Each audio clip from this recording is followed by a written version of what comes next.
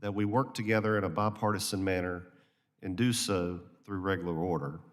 I look forward to working with my colleagues on both sides of the aisle here on this committee, subcommittee, and the full House to keep this institutional tradition intact. Throughout this process, we will hear from folks all around the country representing a wide variety of interests. However, it makes sense to hear first from those who actually direct and do the work: the United States Army Corps of Engineers and the Office of the Assistant Secretary of the Army for Civil Works. There are several ways that the Corps and the Assistant Secretary help Congress develop a water resources bill. Perhaps most notable among them are the individual chiefs' reports for projects and the annual 7001 report, named after the section of WARDA 2014 that requires an annual project list to be provided to Congress that represents non-federal entity input into the Corps process. Look forward to hearing from the Assistant Secretary and the Chief of Engineers on these reports, and I also look forward to discussing best moves forward with the 2022 WARDA. Again, thank you to our witnesses, and I yield back. Thank you, Mr. Rouser. At this time, I'm pleased to recognize and yield to the chair of the full committee, Mr. DeFasi, for any thoughts he may have. Thanks, Madam Chair. As has been stated earlier, was former Chairman Bill Schuster, who started the tradition and the commitment to doing a Water Resources Development Act every 2 years, beginning in 14. We continued that tradition last year, and I fully intend that we will continue again this year. Last year, as was noted, it did pass the House by voice vote. Actually, I believe it passed the House twice. And we negotiated with the Committee of Jurisdiction in the Senate, but even then the Senate couldn't take up a bill that passed the House unanimously, and we had to do it in the year-end omnibus budget deal. Hopefully this year the Senate will be able to partner and work with us on the bill, and so that we can better develop the policy and the projects as we move forward. The last WARDA had 48 chiefs reports. That was, as far as I know, more than any other time previously. That was more than in 16 and 18 combined, which shows that the Corps certainly has the capability to address the needs of the nation, to design projects to meet our needs and restore some of our water infrastructure, some of which dates to the 1800s, and some of that is very critical infrastructure. The Corps has been really pathetically underfunded for decades. The backlog of critical infrastructure projects has grown and grown to, tens of billions of dollars. And, we've allowed for too long our infrastructure, critical infrastructure, whether we're talking about the inland waterways, the ports, the harbors, or flood protection, other issues. We get a C minus from the Society of Civil Engineers. We can do better than that, and there's a lot of promise now. The 17.1 billion in the bipartisan infrastructure law, 11 billion dedicated specifically to project construction. This will help our ports reduce, the backlog at our ports, reduce the price of goods, will provide enhanced protection for our communities from flood and storm risks, and put the nation on a path for future generations for sustainable infrastructure. The Corps only has a couple more days to finalize where those bipartisan infrastructure law funds will be spent, and I'm hopeful to hear more about that today. We will be following very carefully the focus, the implementation of this law, and the policy changes that were dictated in the last few WARDA bills. Since 1996, things take a little while around here sometimes way too long. I started working with Bud Schuster, that is Bill's dad, on the creation of a harbor maintenance trust fund to use the dollars, the tax dollars that have been dedicated since the Reagan era to our port infrastructure, which had been sequestered in the Treasury so that they could be used for illusory deficit offset or spent elsewhere, even though the balance did accrue to the Treasury, nearly $10 billion. And we finally got that done last year in WRDA 2020. It certainly, as the pandemic showed how overburdened and inadequate our ports are in this international economy, it couldn't have been more timely. And, I want that we will continue to better support the Corps, in its expertise, make them accessible and available to any community who needs it, even though those with unique challenges, economic disadvantages, those under severe threat from climate impacts or pollution, as we heard from Mr. Garamendi before the committee met, or other issues that have been raised in Florida and elsewhere. We need to build back better in a way that's resilient, that we're innovative, we can meet future challenges, and we don't leave any parts of the country behind, including rural areas, tribal disadvantaged communities. Madam Chair, thank you for your leadership. And I want to thank Assistant Secretary Connor and General Spellman for joining us today, and look forward to the dialogue as we move forward with this hearing. Thank you. I yield back. Thank you, Chairman DeFazio, for your kind words, and very well put. Thank you very much. Now we will proceed to hear from witnesses that are testifying today. I ask the witnesses to please, do you have your cameras on? Leave them on for the duration of the panel. Thank you for being here and participating. On today's panel, we have the Honorable Michael L. Connor, Assistant Secretary, Army of Civil Works, Lieutenant General Scott A. Spellman, Chief of Engineers and Commanding General for the U.S. Army Corps of Engineers. Without objection, your prepared statements will be entered into the record on our two witnesses and are asked to limit their remarks to 5 minutes. Assistant Secretary Connor, welcome. You may proceed. Thank you. Thank you, Chairwoman Napolitano, Ranking Member Rouser, Chairman DeFazio, members of the subcommittee. I appreciate the opportunity to testify today regarding WRDA 2022. As you introduced me, I'm Mike Connor. I'm the Assistant Secretary of the Army for Civil Works, a position I've been in since November 29th of last year. I've submitted my written testimony and will summarize a few highlights here. The Army Civil Works Program is the nation's largest water resources program. It serves 3 primary missions: flood and storm damage reduction, commercial navigation, and aquatic ecosystem restoration. It also addresses a host of other water resource and infrastructure needs as directed by Congress. The Corps of Engineers have contributed significantly to the nation's well-being. I appreciate the recognition of that fact here. It supports the economy with its infrastructure and protects and improves the lives of Americans with actions to address flood risk, environmental protection needs, even drought.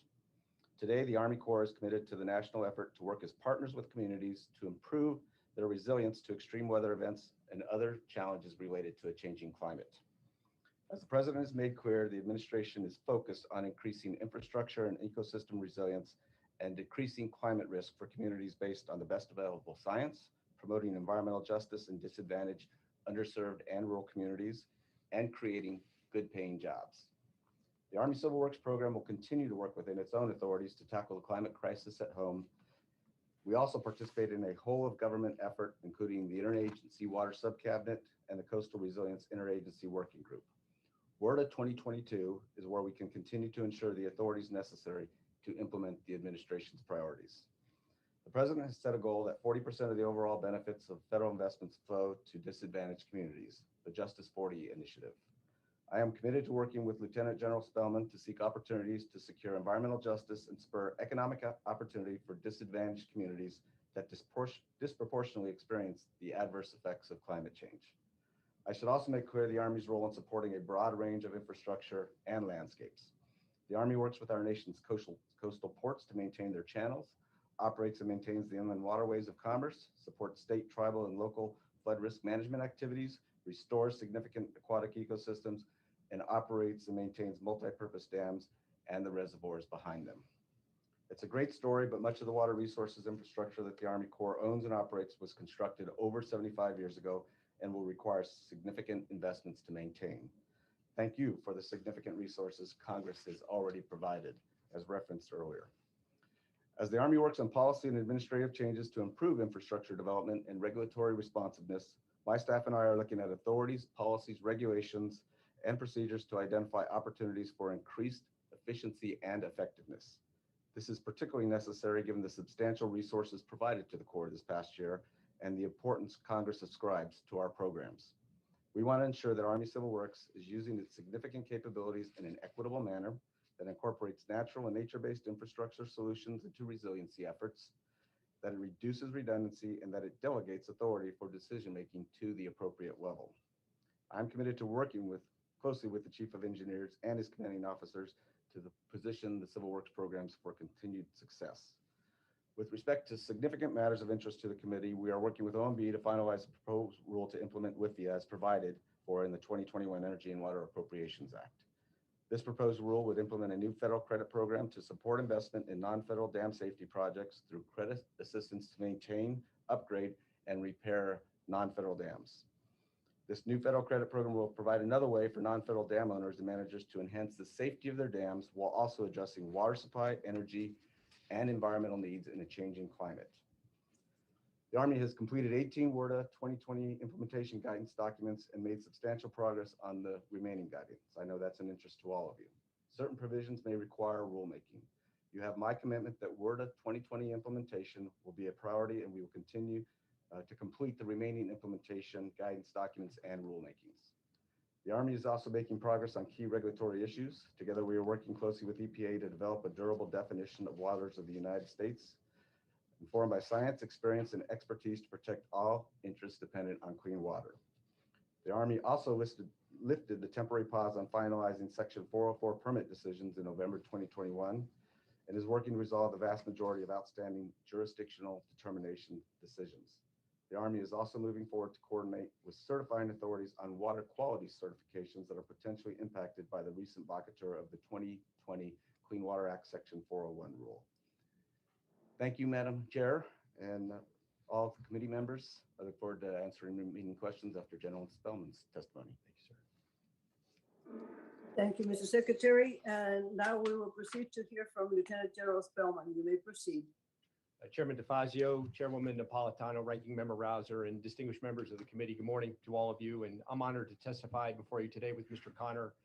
And thank you for the opportunity to discuss our execution of and your oversight of the U.S. Army Corps of Engineers Civil Works Program.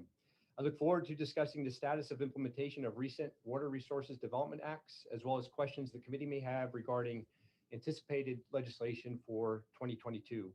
Most importantly, I look forward to continuing to work with this committee, Congress, and the administration to address the nation's water resources infrastructure needs. The infrastructure authorized by the Water Resources Development Acts and implemented by the Corps are critical for this nation's economic growth and national security, and ultimately they benefit the well-being of all American citizens. We greatly appreciate the committee's continuing commitment, as mentioned, to enacting WRDAs on a 2-year cycle. This predictability has enabled critical water resources projects to be authorized for study and construction. This session has also provided regular updates to our authorities, modernizing our methodologies and enhancing flexibility in the policies we utilize to execute our mission. We maintain a dedicated commitment to our partners, the engagement we have held with stakeholders to gain their input in shaping guidance for implementation of these authorities. While the focus of this hearing may be on the proposed legislation being considered by this committee, it's important, I believe, to acknowledge the recent significant growth in the Corps Civil Works program that we have experienced over the past several years. Madam Chairwoman, the challenge for us in the Corps is that we are structured, we're organized, we're staffed for what has historically been a $20 to $22 billion program for the Corps. And that's just not civil works. That's the work we do for the VA. That's the work we do for FEMA. That's what we're doing in 110 countries around the world today for our combatant commanders out in the field. Our current program is $84 billion and it's growing. So our Civil Works program has seen the greatest growth of all these programs these past 5 years, going from a $7 billion annual program to an annual budget of more than 48 billion when you add in supplemental appropriations. This funding provides the Corps with a once-in-a-generation window of opportunity to deliver water resource infrastructure programs and projects that will positively impact the lives of communities across this great nation. It's an opportunity we're taking advantage of to transform our organization and decision-making processes to safely finish quality projects on time and within budget. We are taking major steps to proactively identify risks to execute our mandates, and then developing measures to reduce, resolve, or eliminate these risks. Measures such as accelerating recruitment through direct hiring authorities and transforming our workplace to attract and retain the best talent, which will help us in fortifying our technical expertise to effectively develop and implement infrastructure projects. We are also combining traditional and alternative delivery concepts that allow us to develop additional contracting tools that enhance our partnership efforts. By evolving our programs, planning, and operations, we are able to overcome impacts from important drivers like global climate change. Considering adaptation and mitigation responses to climate change together, we have improved the resilience of natural and core-built water resources infrastructure. Integrating adaptation and resilience into our design processes has enhanced the effectiveness of the Corps Civil Works projects, reducing risk to vulnerable communities. Additionally, the Corps continues to provide meaningful engagement opportunities for overburdened and underserved communities and Native American tribes to encourage and enable participation in decisions that impact their communities. The Corps does not accomplish anything by itself. We use our engineering expertise and rely on our relationships to develop innovative approaches to address some of the most pressing water resource challenges we face as a nation today.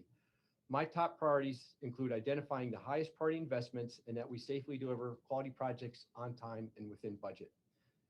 I strongly feel that to achieve this vision, we must execute our comprehensive research and development strategy to meet the challenges of the 21st century.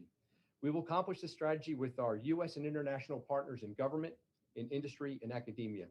From climate change to warfighting, from overextended infrastructure to cybersecurity, there are no shortages of challenges that we will require bold new research and development to solve. Madam Chairwoman, I found my complete written testimony with your staff that identifies the projects proposed in chief's reports and post-authorization change reports to date since the enactment of WRDA 2020.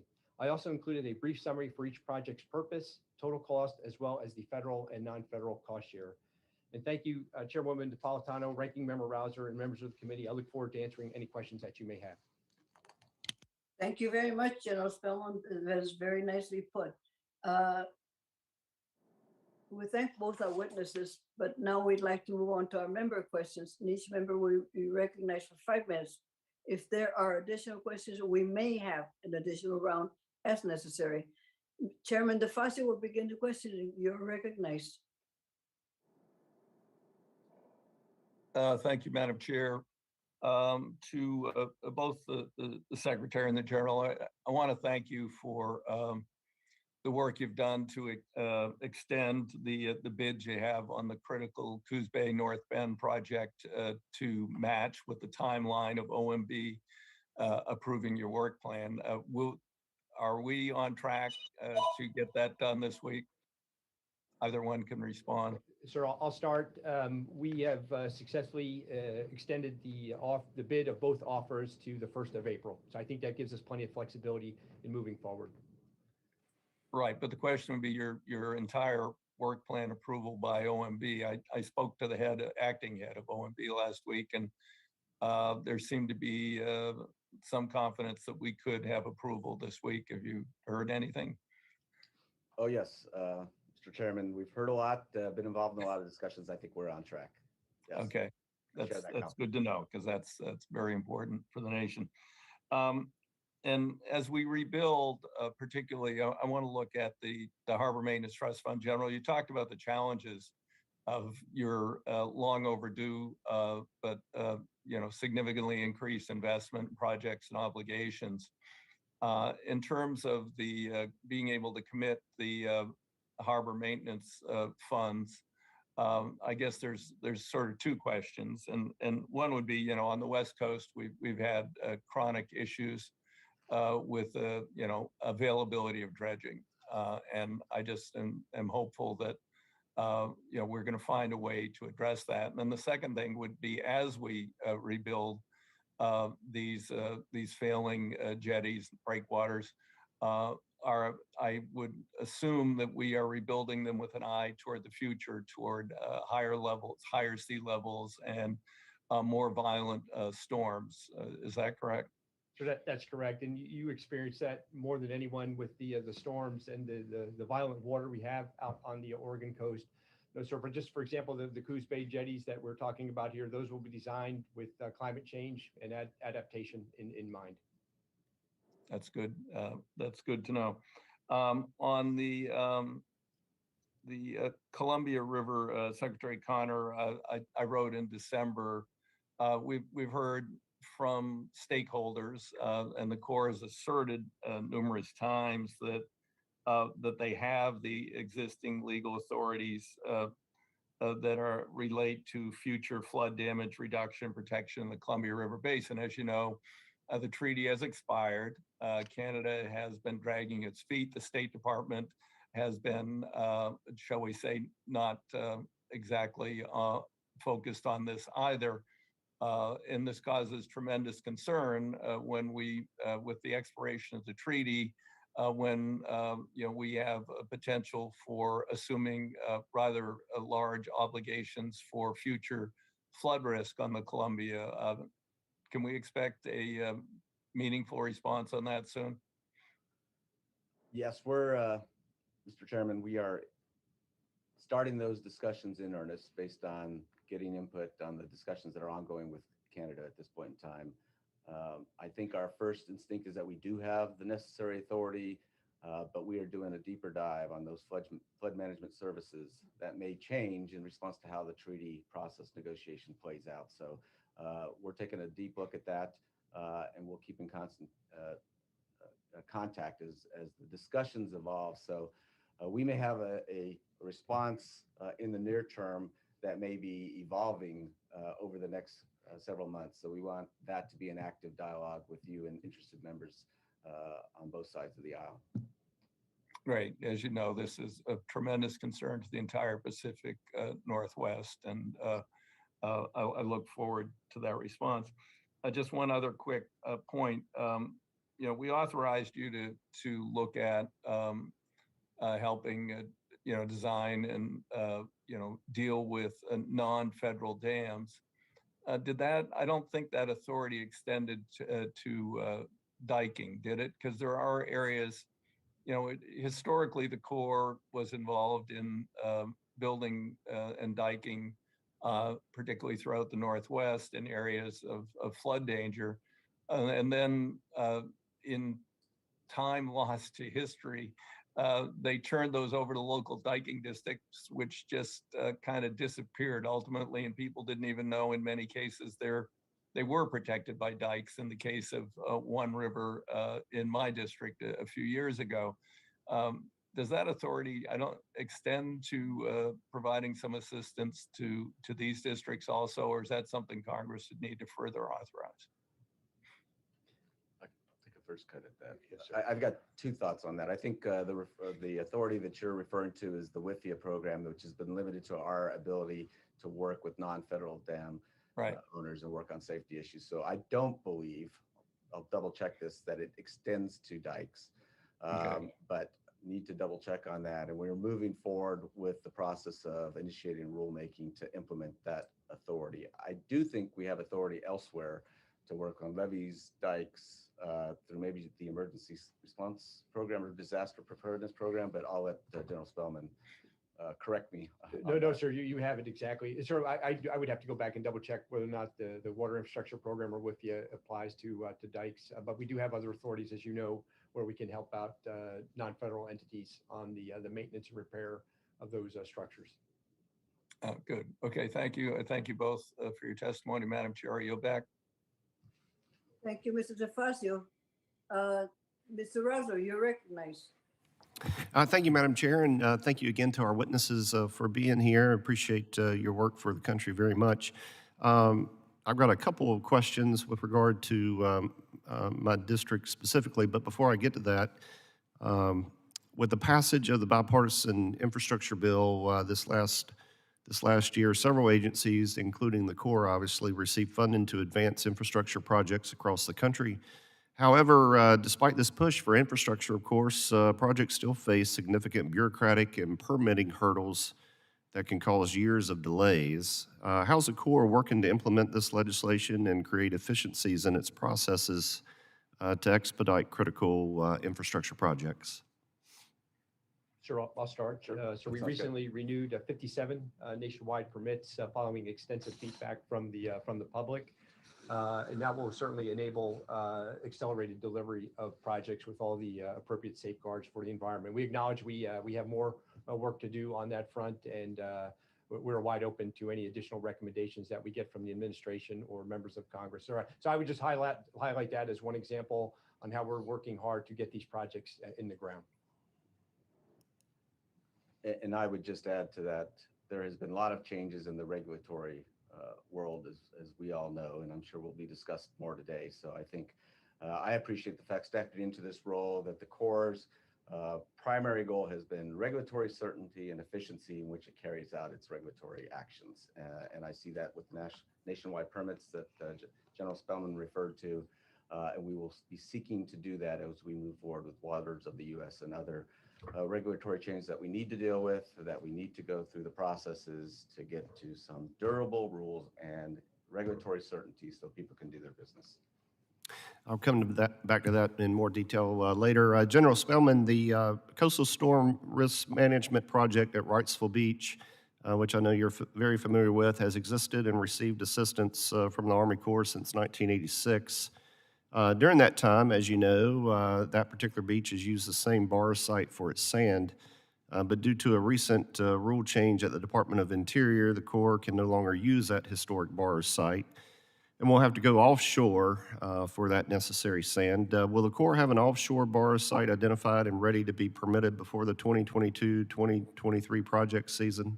What's your analysis of that? Yes, sir. So in short, the answer is yes, sir. We're going through the permitting action now for that offshore borrow site. We expect to have that permit complete by September of this year, which will allow us in turn to do a quick contracting action to get after that work. As you're also aware, the Army Corps had previously worked with the towns of North Topsail Beach and Surf City to establish a coastal storm risk management project. The planning for this project went through many phases, had multiple cost estimates over the years, but the bottom line is that price tag was high enough to where the town of North Topsail decided to withdraw. So the bottom line question, is the Corps able to move forward with this project despite the town of North Topsail removing itself? And if not, what steps are going to be necessary to ensure that Surf City has what it needs? Yes, sir. So my staff is completing now what we call a validation report. My discretionary authority on this project, a project that Congress authorized, is I can move forward as long as there's not about a 20% change in scope. And so that's what we're validating right now. If it's not 20%, sir, we will move out. Congress was generous and gave us the fully funded that project in the Defense Recovery Act of 2019. And I understand North Topsail Beach, for their portion of the bridge, they're moving forward under a FEMA program to seek the funds to implement the project on their beach. How soon do you think all that can be done?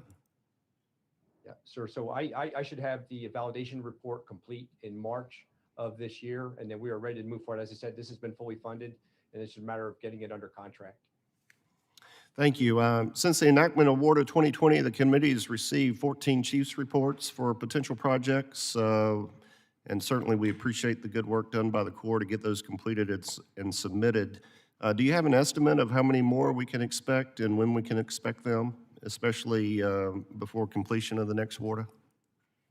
Congressman, we're at 14 now, as you mentioned. I have 7 more that I will sign before May of this year that I am high confidence we'll get those into WARDA 22. And then on top of that, there are another 7 that we are working to pull to the left so that we can get them in front of you for consideration. So, sir, it may be upwards of 28. What about post-authorization change reports? Sir, I have that number, and I will follow up with you and get you that. Is there anything else that the committee should expect to receive that we don't know about at the moment? Sir, we've completed hundreds of legislative drafting services. Those continue to come in. And of course, we're always open to discussing any recommendations or tools that the Corps or the Secretary would like to see that would better enable us to deliver on this massive program that you've trusted us with. Thank you, Madam Chair. I yield back. Thank you, Mr. Rouser. I will now recognize myself 5 minutes. This will be the first word for the Biden administration, and we've heard that the Corps now has plenty of funding towards emissions. Mr. Connor and General Spellman, what are the priorities of the administration and the Army Corps of Engineers for the Water Resources Development Act of 2022? I'll take a first cut at that, Madam Chair. Obviously, in the set of priorities that we have are those identified in the 7001 reports. The one that you noted was moved forward and sent to Congress last November, and we are working on that one for FY 2022, as you noted in your opening comments. So we're working expeditiously to get that report up to Congress. Beyond that, we are looking at opportunities to further the administration's priorities, and those are to enhance our ability to build resilience with respect to our projects activities, to enhance environmental justice and our ability to move forward with economically disadvantaged and rural communities, as well as moving forward in our role in helping facilitate the nation's supply chain and dealing with those issues. Now, there are a lot of provisions that we are in the midst of implementing from WRDA 2020 in those areas. I think the bipartisan bill that was put together really moved forward a number of those initiatives.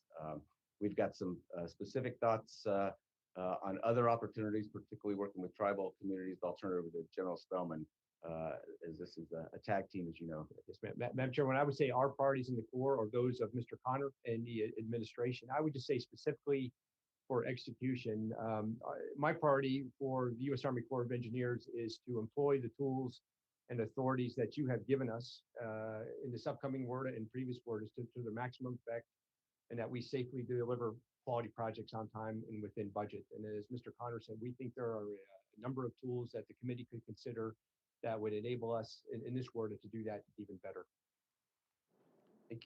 Can I just add to that? I think, we've talked about it, and I think Chairman DeFazio mentioned this. We need to be innovative in our approach to deal with the challenges that we have in the area of water resources in all the range of our programs. And a lot of that is driven by a changing climate.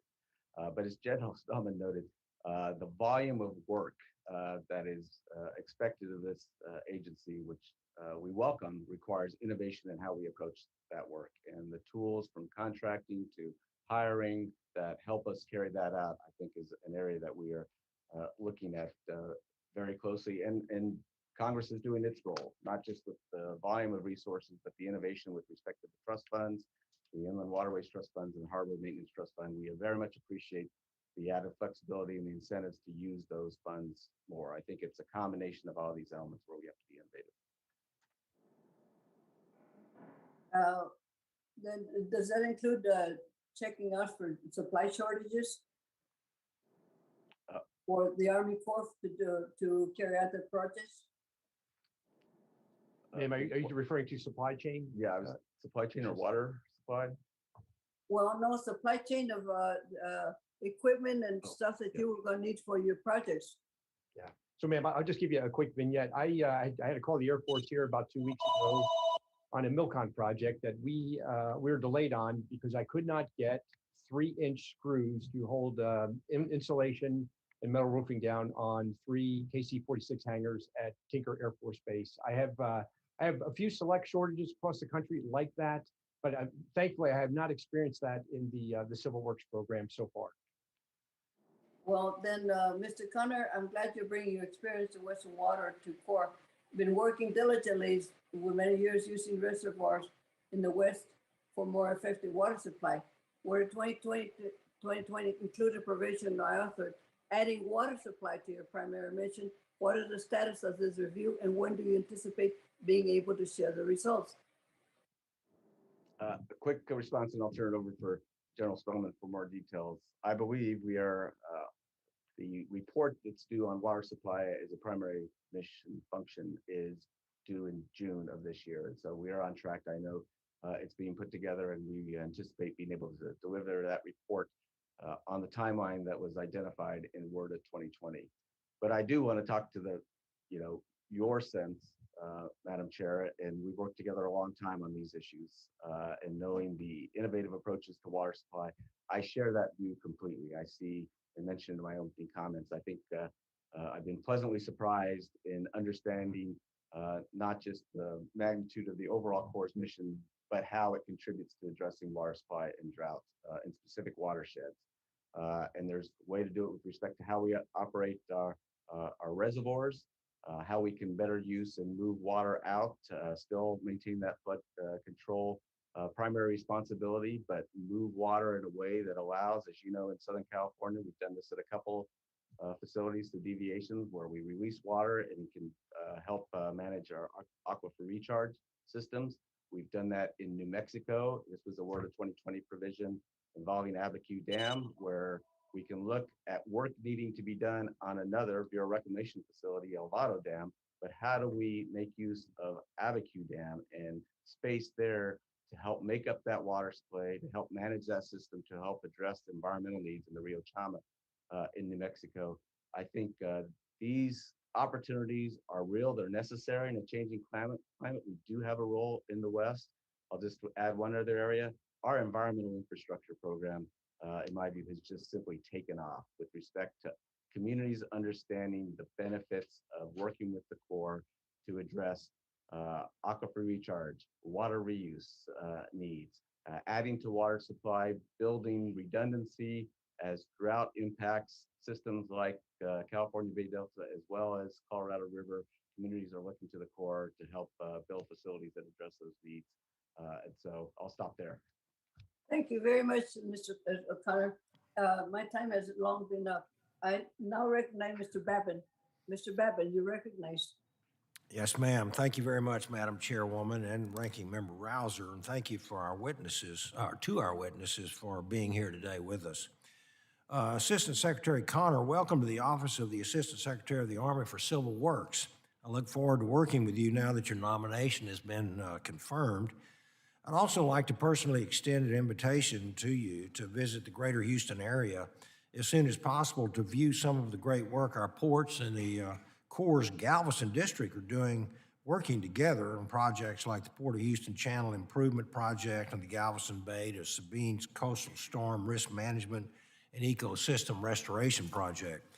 And General Spellman visited last year, and it helps very much to see firsthand the volume and the variety of commerce that our port handles for our nation's economy. And General Spellman, it's great to see you here again. I'd like to thank you for your service to our country and commend you on the attention you paid both to my district, 36 Texas, and the state of Texas during your tenure in the Army Corps of Engineers. And my constituents and I are very happy to see you in front of us again. I'm pleased that we have the opportunity today to be kicking off our discussions on the Water Resources Development Act. In years past, we've had the opportunity to use this legislation for inland waterway cost share adjustments to promote capital investment projects, incorporating flood risk management features in Orange County to mitigate surge flooding, dredging and widening of the port at Cedar Bayou, enhancing the Sabine-Neches waterway, and expanding, of course, the Port of Houston Ship Channel. We're very excited to continue and expand upon this work in WRDA 2022. As you know, I have the privilege of representing Southeast Texas from Houston over to Louisiana to the border, which in my district includes 4 ports. I'm very proud to have helped lead the effort alongside other Houston delegation members to see through the successful authorization and appropriation to dredge and widen the Houston Ship Channel. And to expound upon that victory, we were able to secure $19 million and a New Start designation to begin construction of this incredibly important project. And most recently, the Port and Corps signed a project partnership agreement.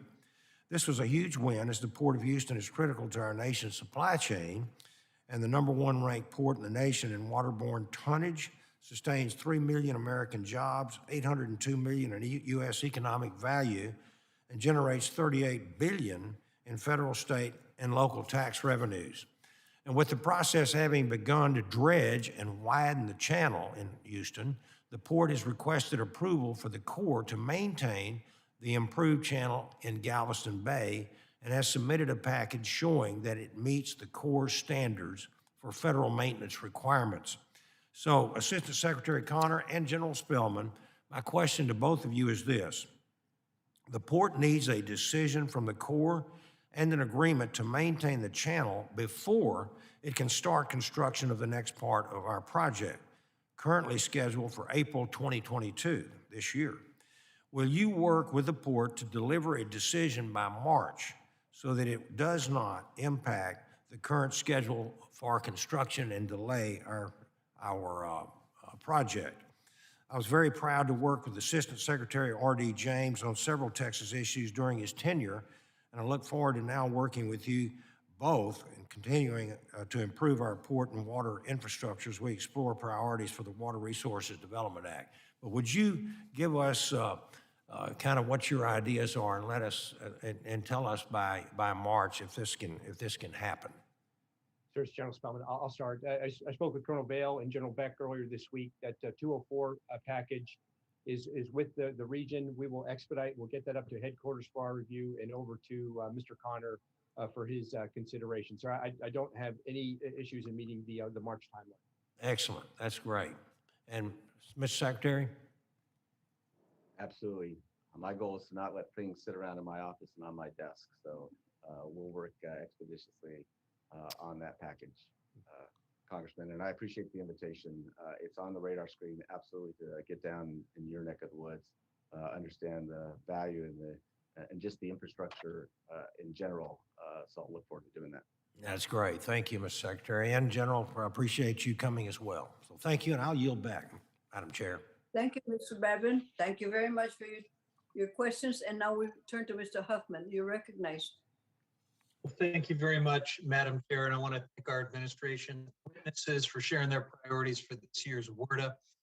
As many others have said, it's great that WRDA is something that we've been able to do under Democratic and Republican majorities, under Democratic and Republican administrations on a very consistent and timely basis, and we want to continue that. So we have the opportunity in this year's WRDA to build on the successful bipartisan Infrastructure Investment and Jobs Act and historic $17 billion that we've invested in the Corps of Engineers. We are finally unlocking the Harbor Maintenance Trust Fund, as Chair DeFazio so eloquently talked about, increasing investments in our overburdened ports and waterways. And so WRDA 2022 really offers us a great chance to put those dollars to good use. And in my district, we see some examples of what happens when that Harbor Maintenance Trust Fund is unlocked and those dollars are put to good use. The Petaluma River was silted in, pretty much unnavigable. The recreation even was difficult. Certainly, commercial navigation had ground to a halt because this channel had not been dredged in 17 years. And last year, that dredging was completed and the river came back to life. There was commercial navigation, there was recreation all over the place. We even had a lighted boat parade this holiday season on the Petaluma River. So we've seen the kind of transformative difference it makes when these dollars get to work in our communities. And I hope the 2022 WRDA, the Corps in my district will prioritize investments in projects like the feasibility study for raising the dam at Coyote Valley Dam and Lake Mendocino. And then we've got some other shallow dredging needs, the San Rafael Canal. We need to move forward with the phase 2 of the Hamilton Wetlands Restoration Project at Belmarin Keys and continue to implement the Section 1122 Beneficial Use Pilot Project on the San Francisco Bay. But thanks to the 2020 WRDA, these increased investments are really making a difference. And so I want to focus my question for Secretary Connor on this. One of the big challenges we have, even when we unlock the funding for the Corps to do these projects, is the lack of dredging capacity on the West Coast. We are uniquely dependent on the Corps itself because the private fleet just hasn't provided the kind of assets that you see in other places like the East Coast. And so if the Essayons is in dry dock getting repairs, if another, one of the other few assets that the Corps has is in some other part of the country and we have a critical need, we are just out of luck. And if we don't have the equipment, obviously these projects just can't happen. So Secretary Connor, congratulations on your confirmation. We're glad you're there and thanks for being with us today. But I want to ask you if you have thoughts now that we've unlocked the money from the trust fund, what can we do to address this critical vulnerability that we face on the West Coast? Thank you, Congressman Huffman. I think I'll just give you my view in my short tenure. Dredging is a new issue that I've dealt with. I do understand the East Coast versus West Coast distinction, the need to maintain our dredging fleet. Absolutely. As far as the details, I'm going to turn it over to General Spellman. Sir, if I could just add a few details. I had the opportunity to meet with the 6 major CEOs and presidents of the dredge industry each year. Just met with them a few weeks ago, right before the holidays. The investment that Congress is making in our ports and waterways, it is forcing us to take our coordination, our scheduling with industry to a new level, and we're working hard on that. Industry is also bringing on new vessels into their fleet this year, and over the next 5 years, they all have capital investment strategies that they're executing.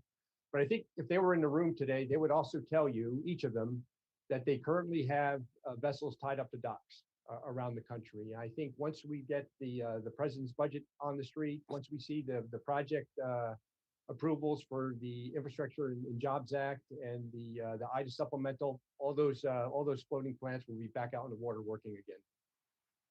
Would you support specific funding for new core dredge assets on the West Coast?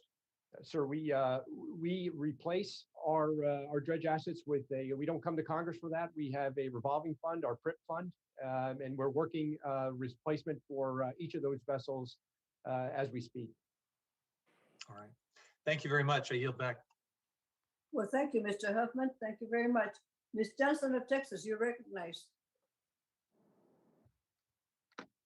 Thank you very much. And let me express my appreciation for you holding this meeting for today. It has been most encouraging to have worked closely over the years with the Corps of Engineers in the North Texas District Office. Texas is a massive state, and I have a residence in a very dry area. Although we're coastal, several hundred miles away. And so we have to worry about flooding. And so it's been encouraging actually to work closely over the years with the Corps of Engineers as we have addressed various times and areas for flooding. That includes such projects as the Dallas floodway, to stem the flooding in Lewisfield Lake and stop flooding and mudslides in Joe Pool Lake. So I just want to express my appreciation. We are now also pleased that the Dallas Water Gardens, an outstanding flood mitigation and stormwater runoff project that I'm working to try to get help and funding for. But we also have a unique study going on now where we have brought all the stakeholders at every level of government together to look at what we can do together to prevent flooding, which includes our Corps, because our Corps of Engineers are instructed for the most part to clean up after floods. But I'm very appreciative of the North Texas staff making sure that they're involved, because if we can prevent flooding, we save a lot of money and a lot of loss. And so I guess what I want to ask them today is that, are they aware of the progress that we're making in that study group? And the flood prevention. Ma'am, I'll start. As you know, you're referring to the Opportunity Watershed Study.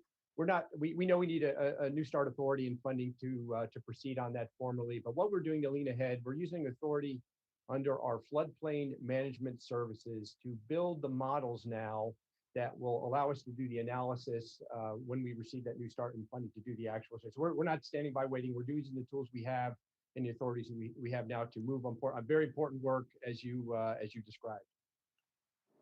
Well, thank you very much. I have no further questions, Madam Chair. I want to just express my appreciation for them staying in touch and working with us in this unique area. I yield back.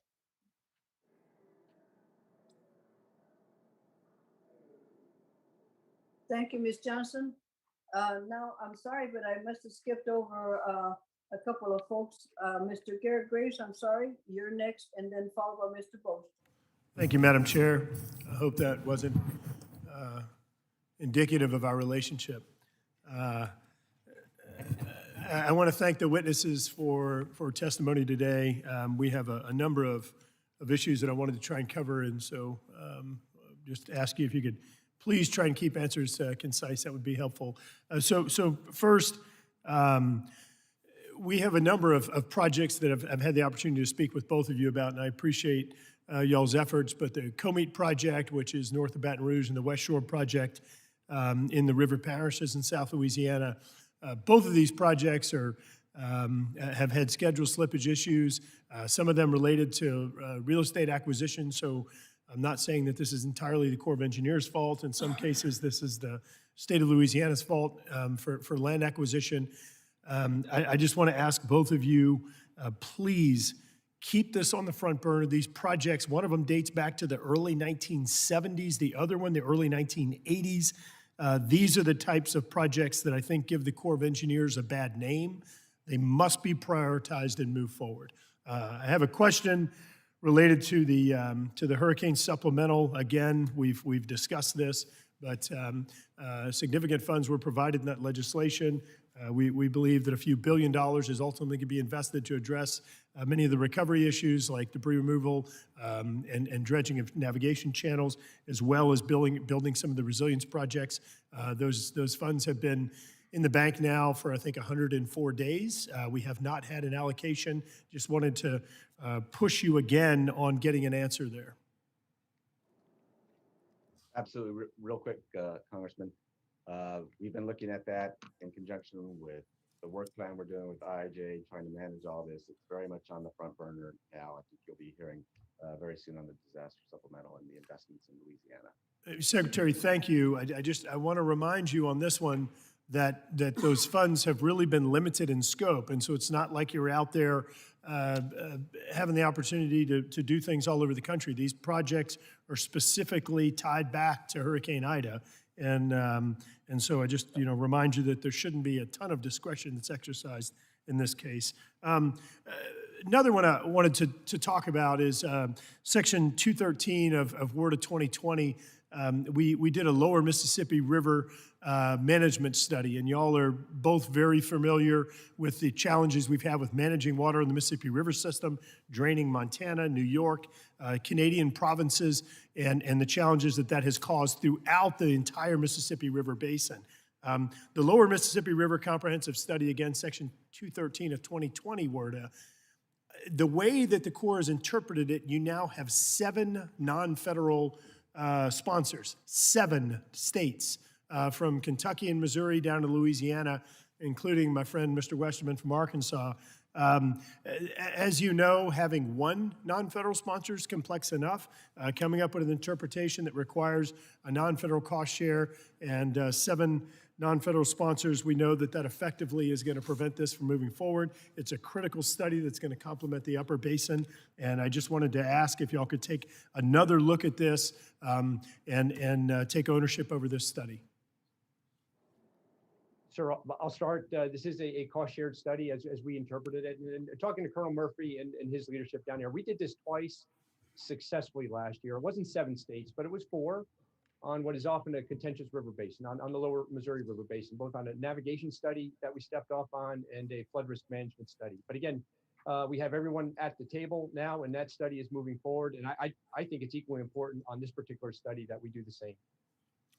Thank you, General. Another issue, cross-crediting, and I'm just going to combine 2 of them here in my last minute. There are 2 issues that I probably could go back, rewind films from previous hearings over the past 5 years and replay them over and over and over again. One of them, starting back in WRDA 2007 in Title VII, we did cross-crediting. We basically said all these projects in this basin, if you overpay on one, underpay on another, you can cross-credit because all of these projects are symbiotic. Language dates back to 2007. There were some perfections that were done to it in 2014, as I recall, and we still have been unable to actually utilize that provision of law dating back to 2007. Similarly, non-standard estates, this requirement by the Corps of Engineers that you have to buy land in fee title when you may have property owners that are willing to donate a project easement, thereby reducing the cost and expediting the ability of the project to move forward. Both of these provisions have been stalled through interpretive issues. I just want to ask y'all to please take a look at these, get these issues resolved. We need to stop talking about them and start turning dirt. Absolutely, you have my commitment. These land issues are coming up even in my short tenure in a number of different areas. Definitely looking into that. Mr. Secretary, thank you. Look, I just want to reiterate, these are mostly for ecological restoration projects. We have people willing to donate the project easement, and so it reduces costs and expedites timeframes. So I'd really appreciate that, and I want to thank you both for your efforts. Madam Chair, thank you, and yield back.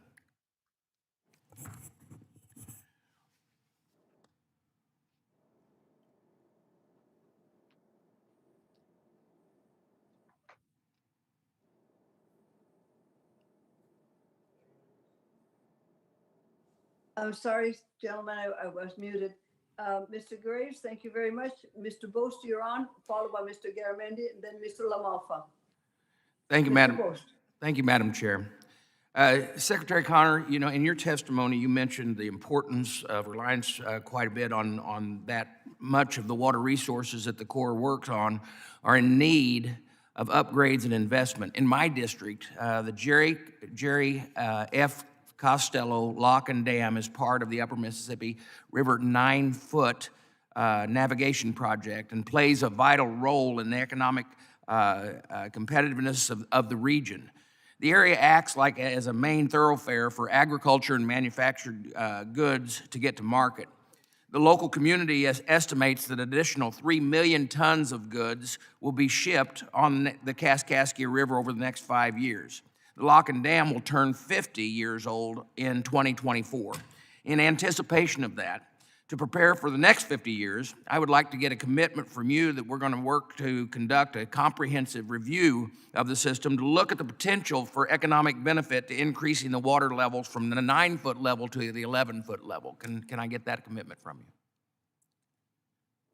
I'm happy to work with you on analyzing that. That's not an issue I'm familiar with. I will say really quickly, that was my first trip getting out on the inland waterway system, spending some time on locks and dams. I absolutely recognize and agree with you the importance of the nation's supply chain, and particularly reliability of the system, maximizing its use has many benefits. I am happy to jump in and work with you on that particular issue, but let me do some homework.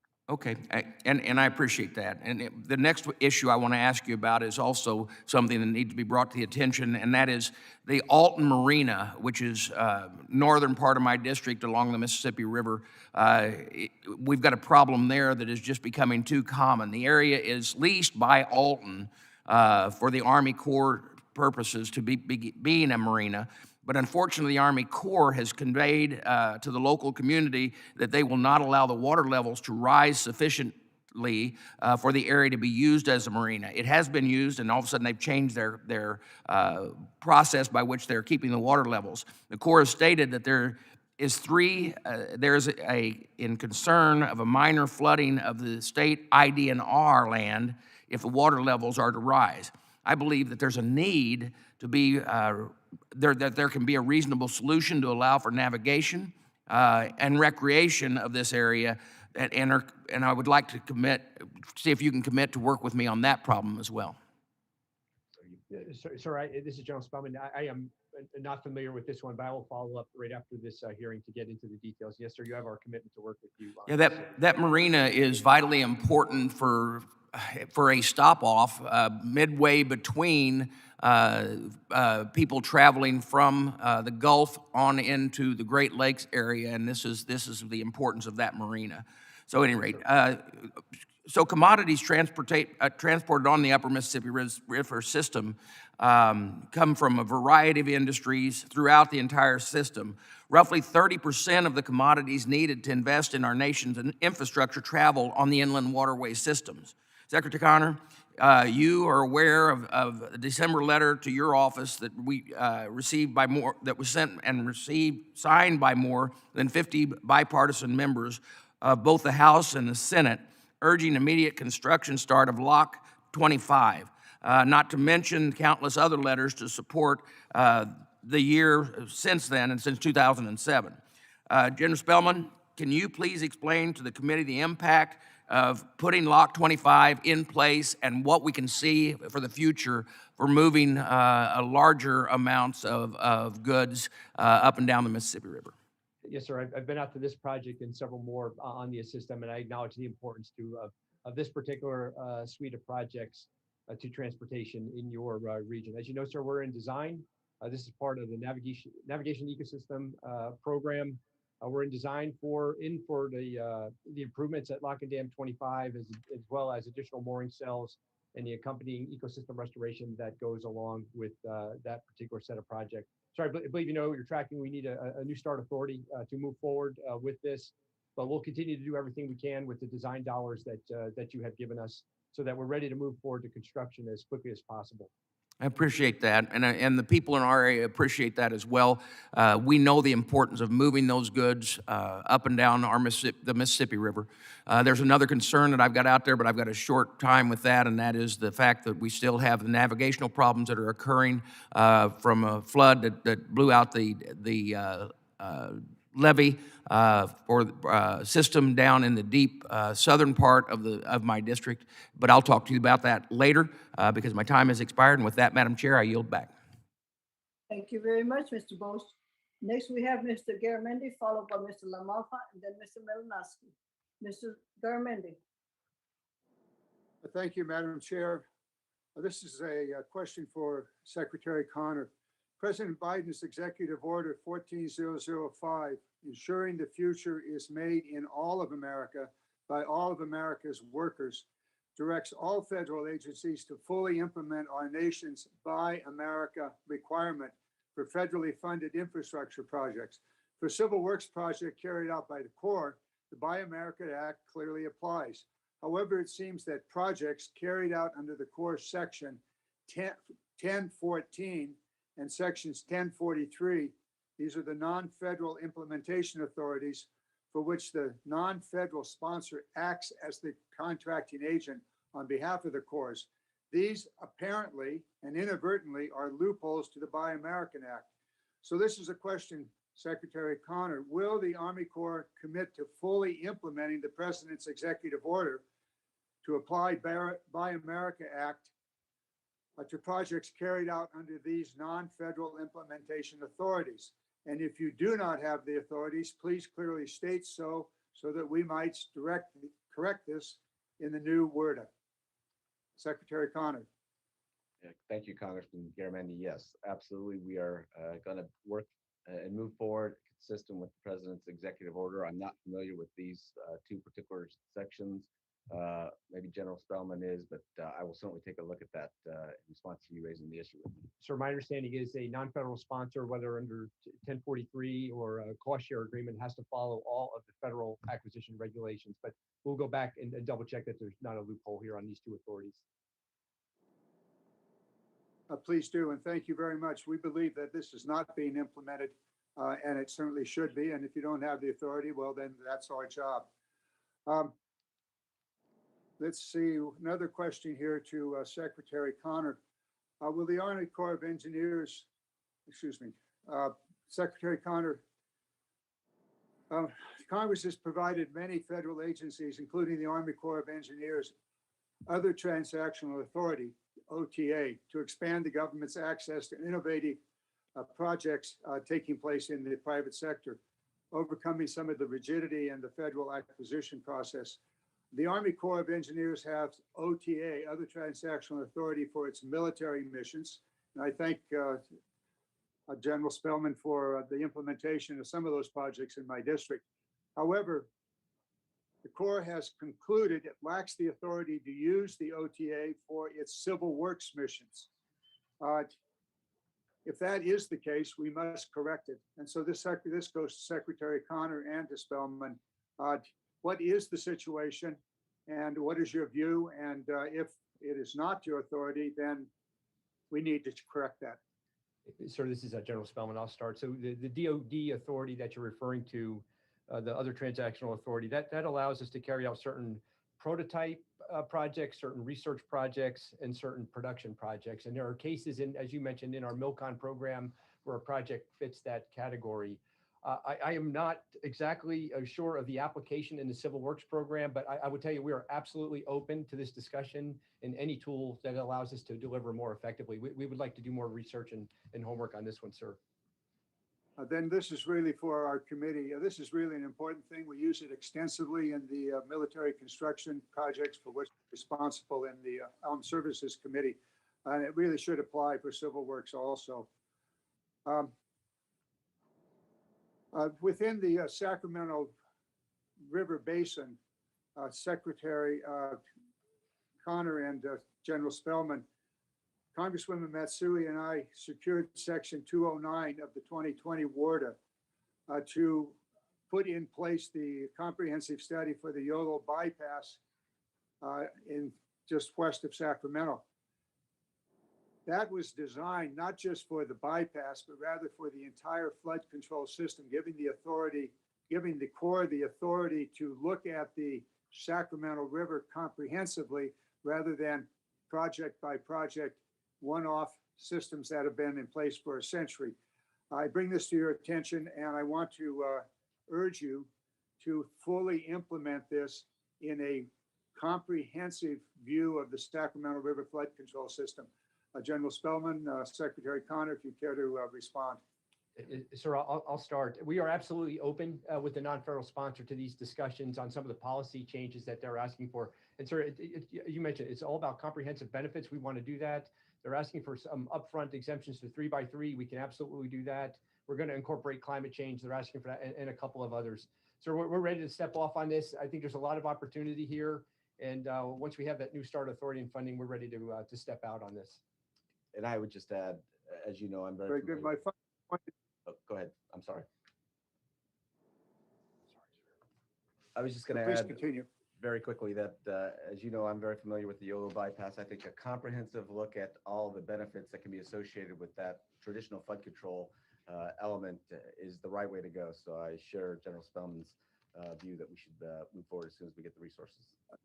Very, very quick comment here. The flood control districts in the Sacramento from the Yolo upstream through the Sutter are all looking at a comprehensive program to establish wetlands in those floodplains and in the rice fields for the benefit of salmon and the waterfowl population. It's a very comprehensive program. Some 300,000 acres would be involved in it. Probably the largest wetlands definitely the largest wetlands restoration project in the nation. I draw it to your attention. It's an extraordinary opportunity for the federal government and the local agencies to restore the habitat of the Sacramento River and do it in a way that maintains the economic activity in the area. Thank With you, that, Mr. Chairman. Madam Chair, I yield back. Thank you, Mr. Gehrman. We will now have Mr. LaMalfa, followed by Mr. Molinowski, followed by Mr. Mask, and then Ms. Bordeaux. Mr. LaMalfa, you're on. Thank you, Madam Chair. Appreciate it. Thank you for this hearing today and the opportunity to speak with the Corps. And first, I want to commend the work with the Corps in our neighborhood that Mr. Garamendi and I have shared these years on several projects on the Feather River as well as on the Sacramento. The Hamilton City Levee project has essentially reached its culmination here. There's still some work to be done, but we've got flood protection there, as well as things are almost all buttoned up on the lower Feather River where it flows through Butte and Sutter and Yuba counties. And so anyway, we're very pleased to see that pretty much nearing its completion here. So with that, Secretary Connor, I want to move over to the WOTUS situation, the Waters of the United States, and the the rules over that have changed time and again over recent years, and really thrown the rural communities and agricultural community into a big kind of a tizzy over which rule it's going to be, as those sectors are affected by that. So Secretary Connor, in your confirmation hearings, you talked about the need for some type of clear and enduring definition. I have a quote: "The rule has changed so many times over the years that I'm not sure the challenges are going to be any different. We need to have a clear definition of waters in the United States, that one that is protective as it should be under the Clean Water Act, but one that it provides clarity." I think you know the goal, from what I understand, in embarking upon our new rule is to, this is the really important line you said, work very closely with the affected parties under that rule. So my goal would be to have a clear rule that has enough level of input that hopefully we can get out of this litigation cycle, and we can move on with a rule that's going to be in place for a number of years. That should be the goal. That will do the most, I think, to help the Corps in its permitting ability and its responsibilities for making jurisdictional determinations. If we have some clarity, we have some longevity to the next rule. That's going to require some collaboration, working with stakeholders, and I believe that's the game plan. Then the second part of the quote is, "Durability and longevity of a new rule will be a very high priority." I think those are good things you laid out in your confirmation. And certainly, as we're looking for clarity and not have the rules change again and again, as I think we've moved towards a pretty good balance these days, in that the affected parties have input, and we're having a situation where not every raindrop or every mud puddle is seemingly under the jurisdiction of the federal government. So please comment on that, as we've seen the 2020 rule that has been in place not that long, but certainly starting to work for rural areas. But touch on that, please, for me. Absolutely. I appreciate you raising this, Congressman LaMalfa. And if anything, I'm even more committed to those words that I spoke during my confirmation hearing.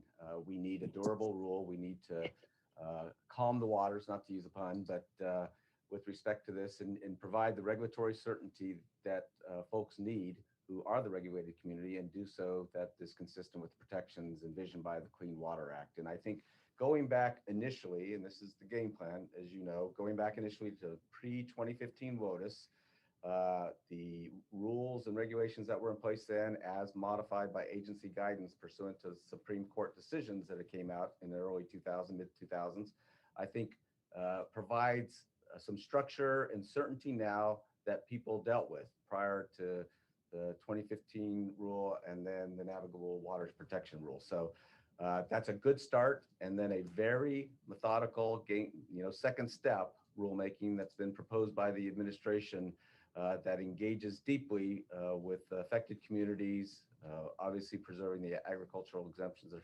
statutory, but also ensuring that we're doing the right protections and hopefully can withstand any litigation, which I hope doesn't come.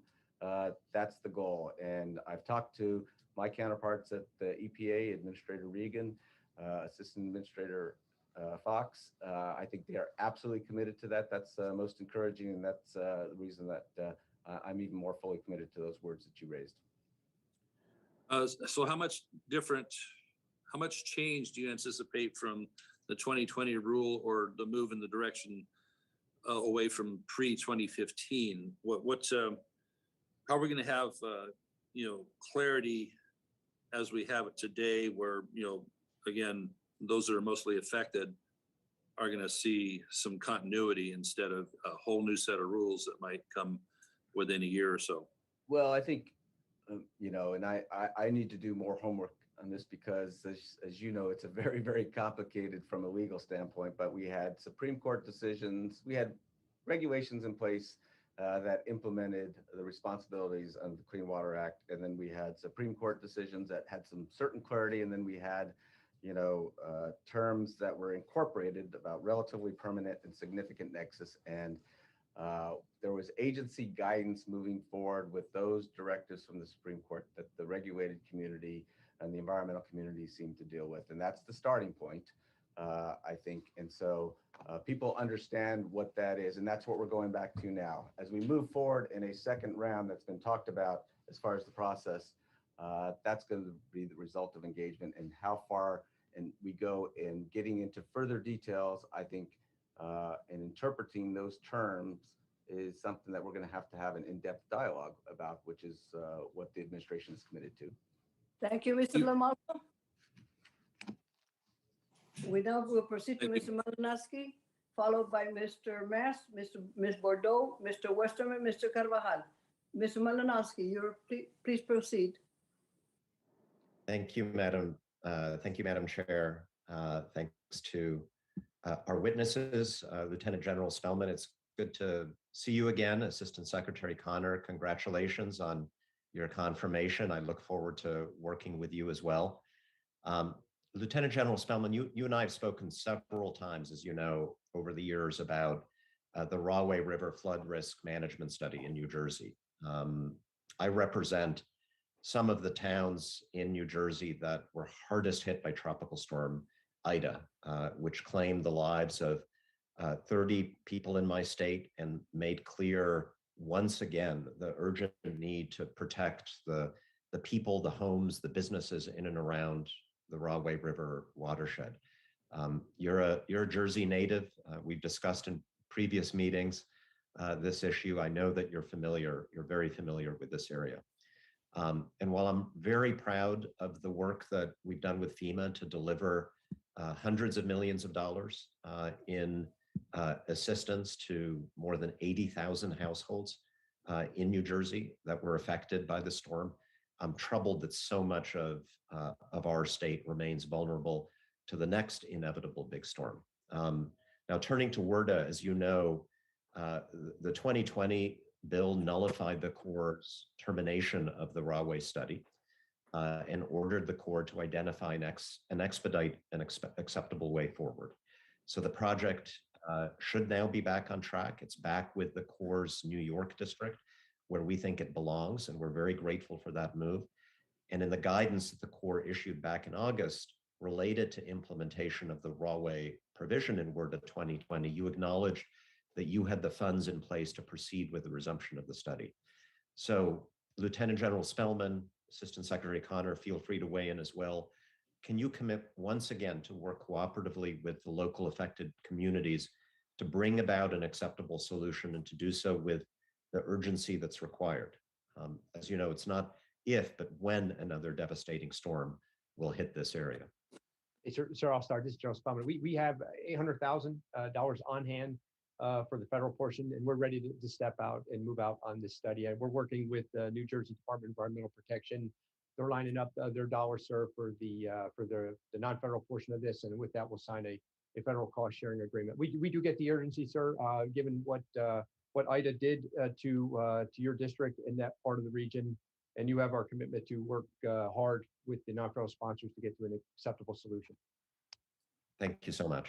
And I know that getting to a solution requires all the stakeholders to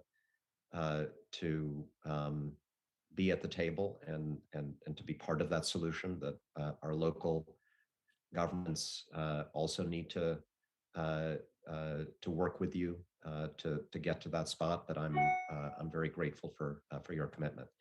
A question on a slightly different issue. Section 128 of WRDA 2020 created the harmful algal bloom demonstration program, and it directs the Corps to detect, prevent, treat, and eliminate harmful algal blooms.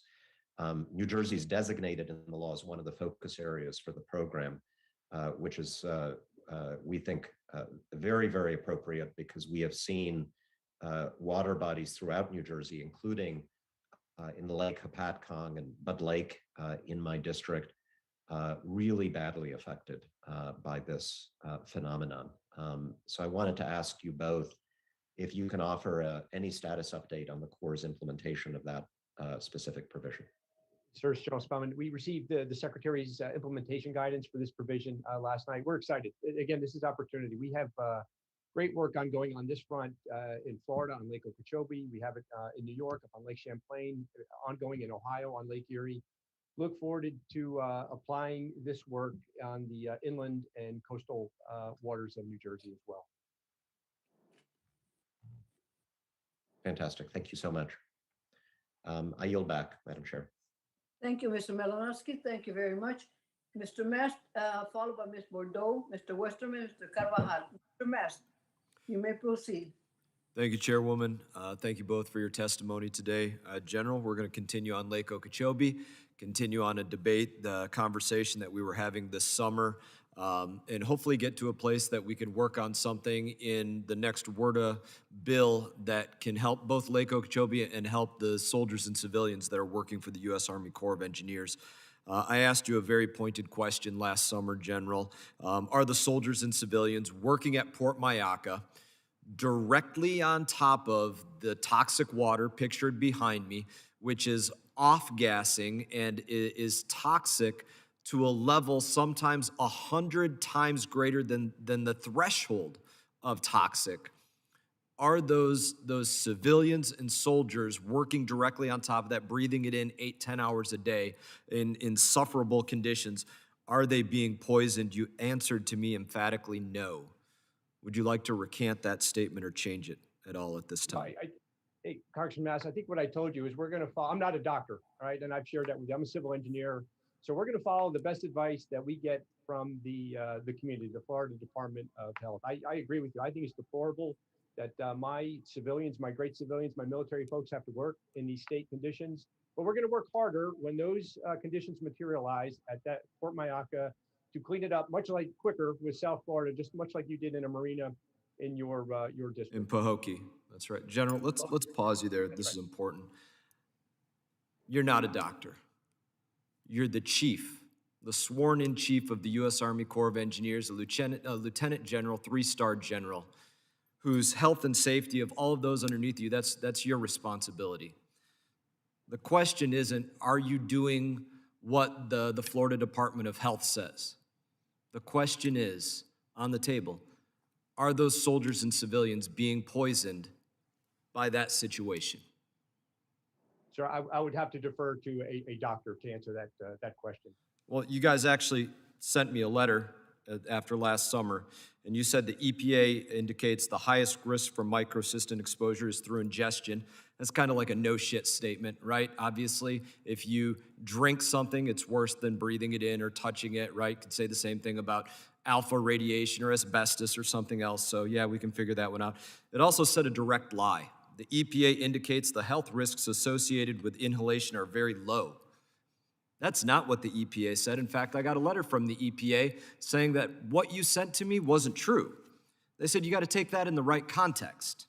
And here's their quote. The statement above that the health risks associated with inhalation are low, yeah, that's only in the proper context comparing it to ingestion.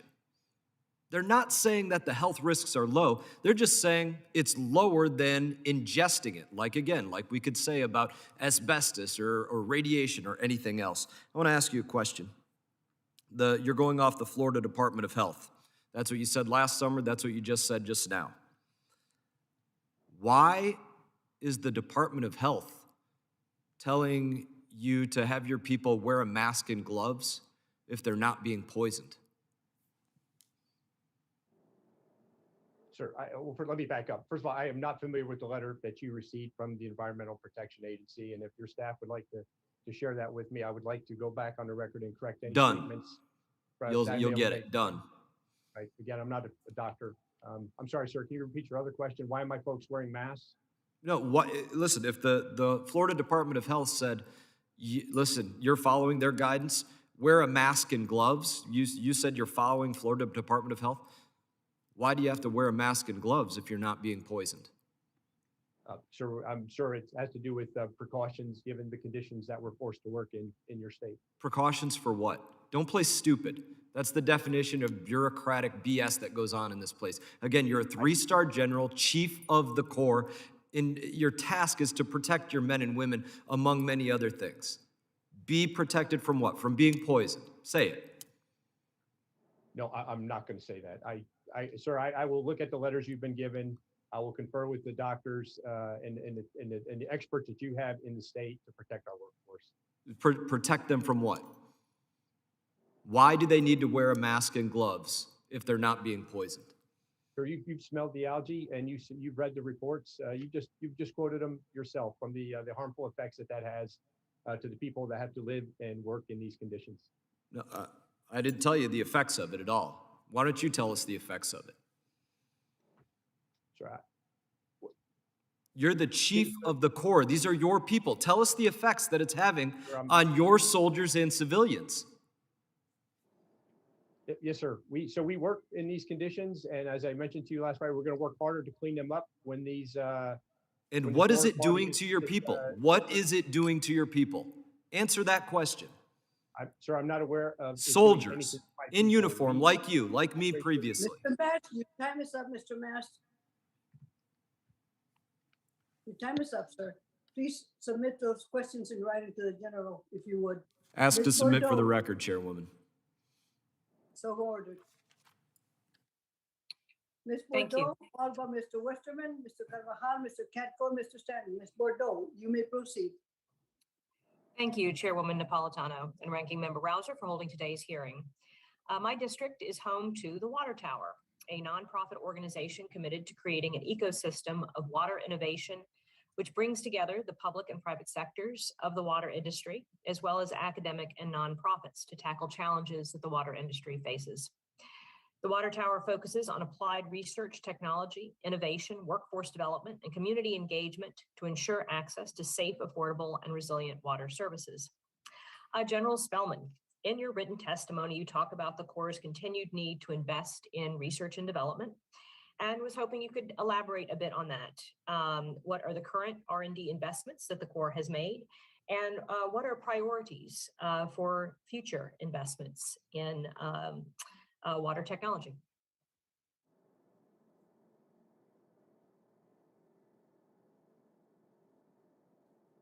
General Spellman, can you all hear me? Ma'am, sorry, I was on mute.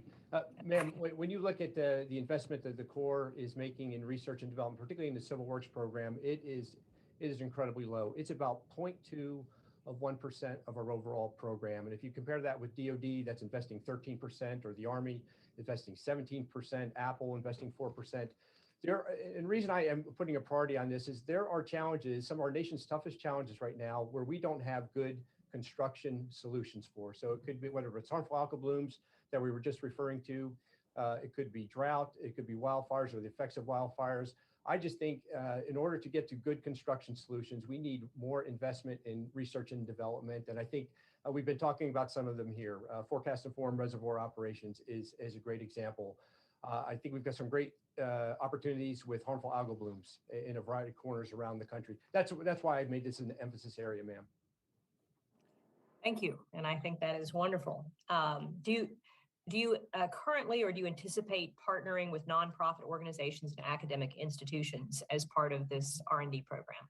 Yes, ma'am. So the budget that we do receive comes to us in specific line items for very specific tasks. And you're right, we work with international partners, we work with academia, and we work with industry on all of those R&D projects and programs that we do have. Okay, and I'm new here, so I'm learning how all this works. Do these partnerships need congressional authorization? How much do you need more flexibility in the types of projects that you all are looking at? Ma'am, we don't need any authorizations for partnerships. Those are natural, and we have all of that. One of the things that I would like to get to is some more flexibility in our research and development program, where we can follow some early successes. Today, I don't have the ability to move from one topic to another to reinforce success, but I would like to at least have conversations with the committee and the administration on some ways that we can go about doing that. Thank you. A question for Mr. Connor. In October of 2021, the Army Corps released its climate action plan as a part of the Biden administration's ongoing effort to tackle the climate crisis.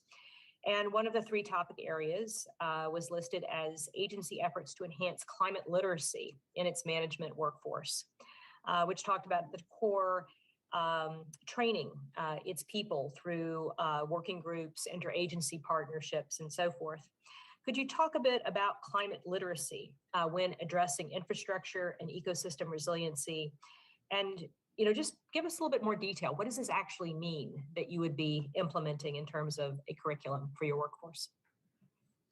Thank you for that question. As I mentioned, resiliency is at the top of the order with respect to priorities. And so climate literacy, I think, is at every level of the organization. We need to have programs in place to identify risks to our different infrastructure, our different programs and activities. We need to highlight the innovative features that we can integrate with our projects to address resilience to new information, new data that describes the risk from climate change, and take those lessons learned and disseminate them throughout the organization. And then we have to incentivize our folks across the divisions and districts to look at climate resilience when they're formulating projects, et cetera. So we've got to educate ourselves at the top. We've got to assess the information that we can gather from the projects that we're already undertaking. And a lot of this we're doing with our partners at the local level who are demanding and wanting the Corps' involvement specifically to address those risks. And so they bring a lot of information to the table. It's a whole of government, and I just don't mean federal government. I mean with states and local entities to get that information disseminated through the organization. It's going to be an ongoing effort. It's not just a one and done training program. We want to sensitize folks to the need to look at it, and then it's going to be a continuing education program. That's the way I see it playing out. General Spellman? Sir, I concur. Sir, I see it exactly that way. And I think there's just to pile on, there's plenty of opportunities here. Okay. I look forward to having more of a conversation on this, but I recognize I'm out of time. So thank you, Madam Chairwoman. I yield back. Thank you, Ms. Bordeaux. We now have Mr. Westerman, followed by Mr. Carvajal, Mr. Catco, Mr. Stanton, Ms. Gonzalez Colon. Mr. Westerman, you are recognized. Thank you, Madam Chair. It seems like it wasn't long ago that we were working on what I believe turned out to be a very good Word of 2020, and I wish you and Ranking Member Rouser all the best in the committee as hopefully we work together and come up with another great bipartisan Word of 2022 and keep the streak going. Mr. Connor, pardon me, Madam Chair. Oh, I miss you too.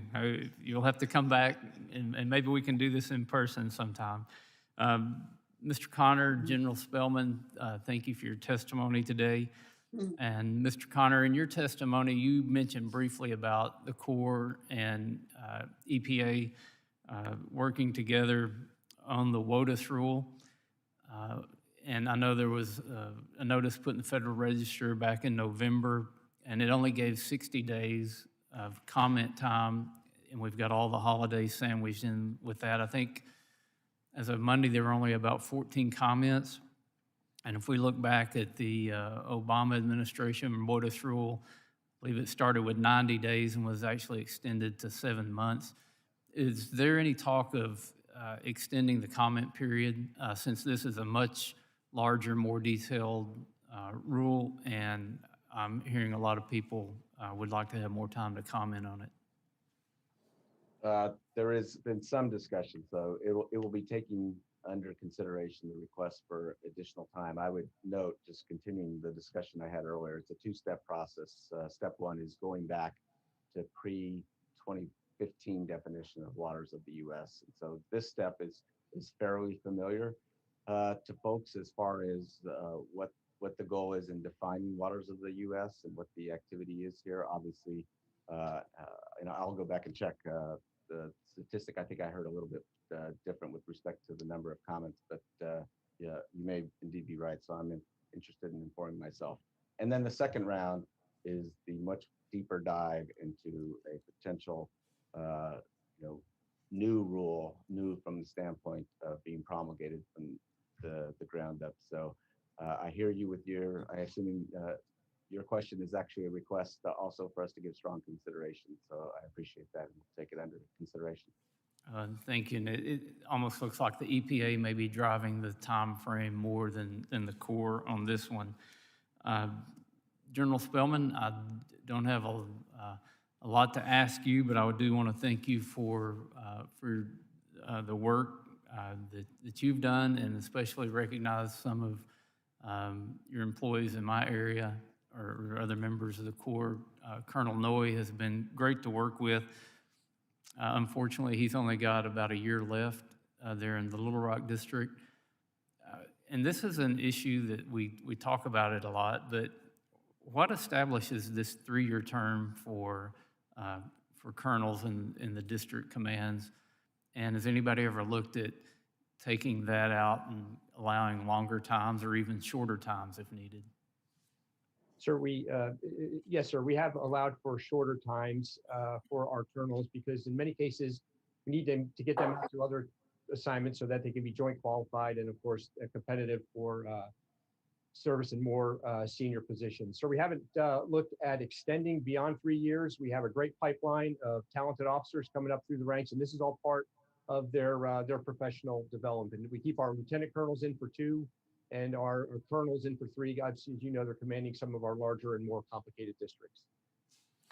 Thank you. I think that's something that needs to be looked at.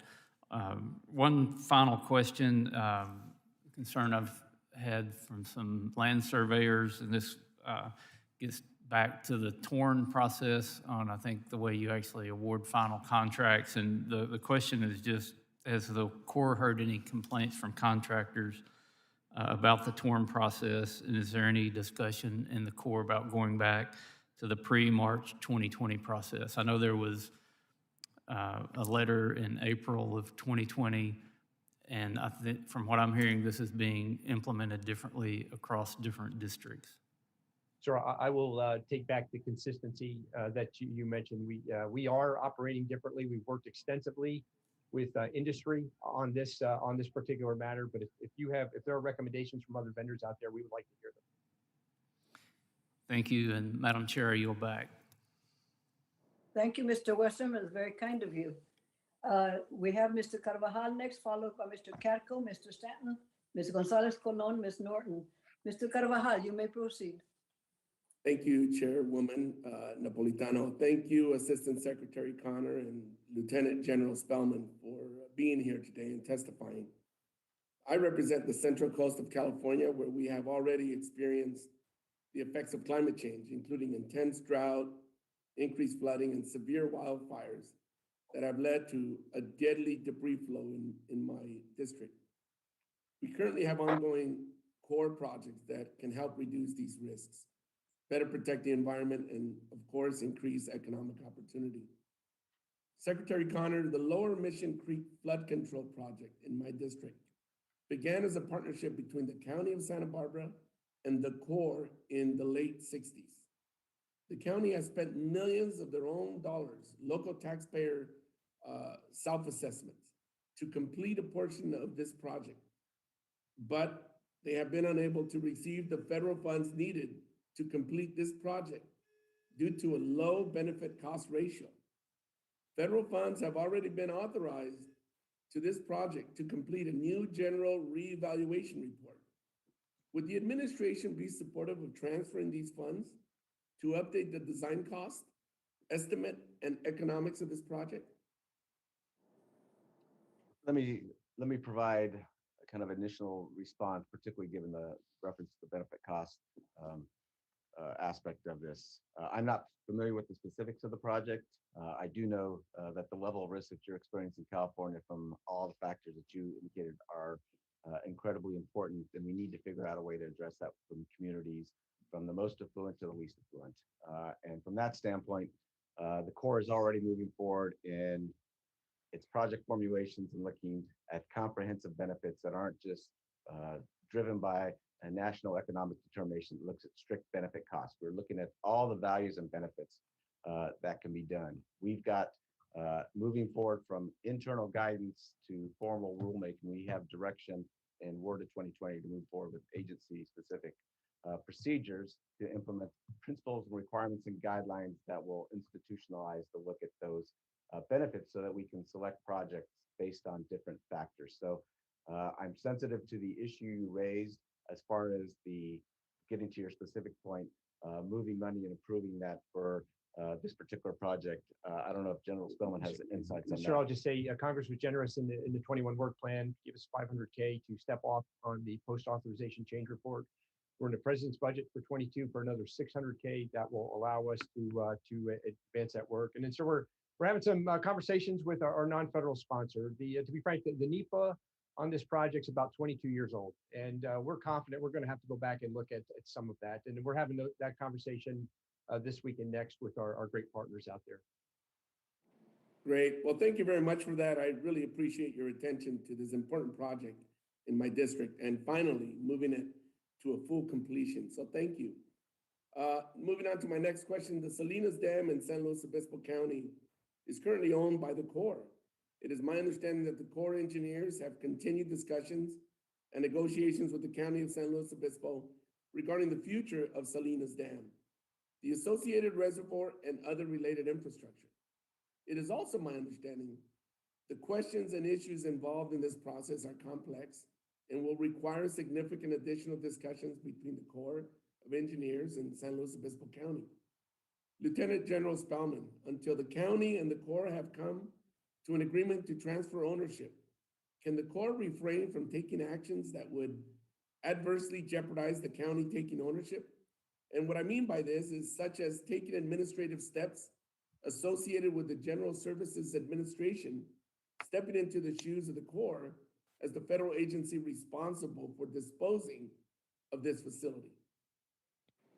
Sir, this is General Spellman. So I will go back and examine my authorities to do a direct transfer to the county from the Corps outside of the process that's outlined in law, where I have to work through the General Services Administration. Let me do some homework on that. My only goal here is I want to transfer a project with eyes wide open. I mean, the Army put this project up in 6 months, as you mentioned, back in 1942. It came to us a few years later. I just want to make sure we're clear with the county on any seismic concerns, any structural concerns, or dam safety concerns, and we hand off in a complete transparent manner. But sir, I'll do more homework and we'll follow up with your team.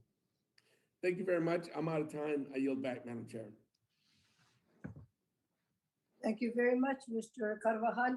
Mr. Katko, you are recognized.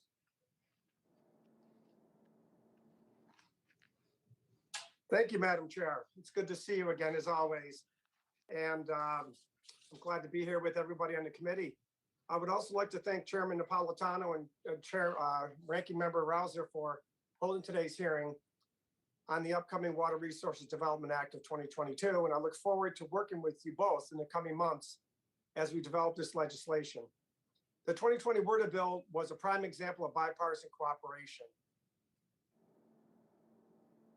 And I hope that that will be the case this year as well. This legislation is especially important for the community that I represent in Central New York, where we understand the importance of reliable investments in water infrastructure all too well.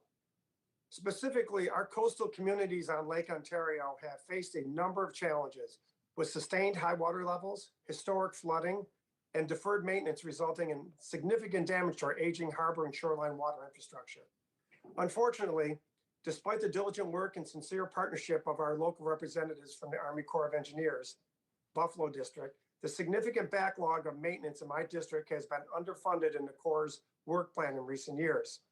For communities in Oswego, Fairhaven, and Sodus Bay, the timely completion of Army Corps projects can have a major impact on the local community and economy.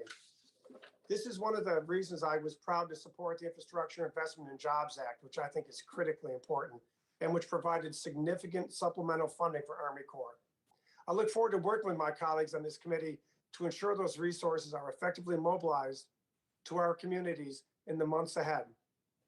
For Mr. Connor, I got a quick question, actually, for Mr. Connor. Where did 2020 include a language to advance the Great Lakes Coastal Resiliency Study? This project is not only essential to my district, but to thousands of communities along all of the Great Lakes.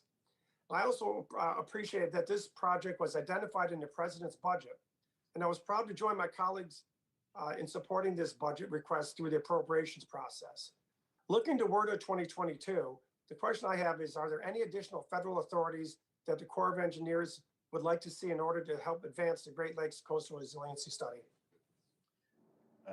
The short answer is I'm not aware of any new authorities that we need right now with respect to the coastal resilience study. But I would just say that I think I absolutely agree with you. That is an incredibly important study given the dynamics going on with respect to the Great Lakes, necessary across the entire region.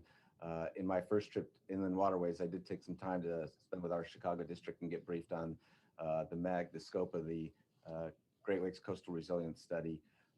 We will keep in touch with you with respect to anything the study yields with respect to needs moving forward, but it's a high priority to move forward and get that study up and going with all the non-federal partners.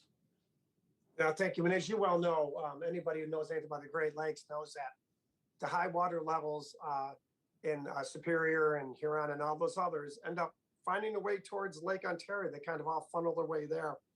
So the water levels, you know, are at record highs along those waterways. We can just anticipate them coming our way as well. So working with the International Joint Commission is really important as well. But we have a pressing issue that Lieutenant General Spellman I'd like to talk to you about, and that's in Fairhaven. And I've spoken to you and others about this in the past about the lack of prioritization for recreational areas as far as Corps of Engineer projects. And you know, in Fairhaven, we have a major problem with one of the walls and that's collapsing. And yeah, they did something to try and stem the problem a little bit. The Corps did a couple of years ago, but they also realized they need to rebuild that wall and fix it the right way.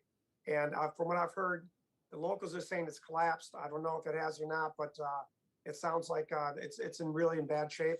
And I just want to make sure that the Army Corps locally in Buffalo area understands the importance of that wall not collapse. That wall collapsed, that bay is in real trouble. And that bay, it's going to be hundreds of millions of dollars at a minimum of damage. So I just hope you give it the priority it needs and tell us what you need if you're not getting everything you need from us. Sir, this is General Spellman. I will follow up on the wall collapse, and our team will get back with your staff and any needs that we have. I'd appreciate it sooner rather than later because this is with the ice and everything and the water levels where they are now. It's been something I hope we can get addressed this year. We've been trying to get the Corps to do it the last couple of years, and I know you have a tremendous backlog, and that backlog is a concern. And I'm worried about some of the bureaucracy that comes along with those backlogs. But I just hope you can push through it and try and get this thing done. Yes, sir. All right, thank you. I yield back, Madam Chair. Thank you, Mr. Katko, very much. The next will be Mr. Stanton, followed by Gonzalez Colon, followed by Ms. Norton, then Mr. Guest. Mr. Stanton, you're on. Thank you very much, Madam Chair. Thank you for holding this important hearing, and to Assistant Secretary Connor and General Spellman. It's good to see both of you again. General Spellman, you were last before this committee in June, and at that time I submitted a series of questions on the Rio de Flag project in Flagstaff, Arizona. Unfortunately, nearly 7 months later, we have not yet received a response on this, on our questions. This is an incredibly important flood control project in my state. So obviously there's frustration with the lack of response to our query. I expect the Corps to respond to me and all the other members of this committee in a timely manner. I just want to stop right here and give you an opportunity to respond.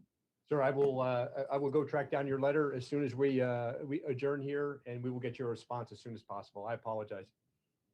I appreciate that greatly. It is important that when members of Congress do provide queries, particularly after hearings, that we get immediate or timely responses. Assistant Secretary Connor, I did appreciate our conversation last month, and one important issue that we discussed was the importance of federal investment in environmental infrastructure to help small, rural, and tribal communities address their aging water and wastewater systems.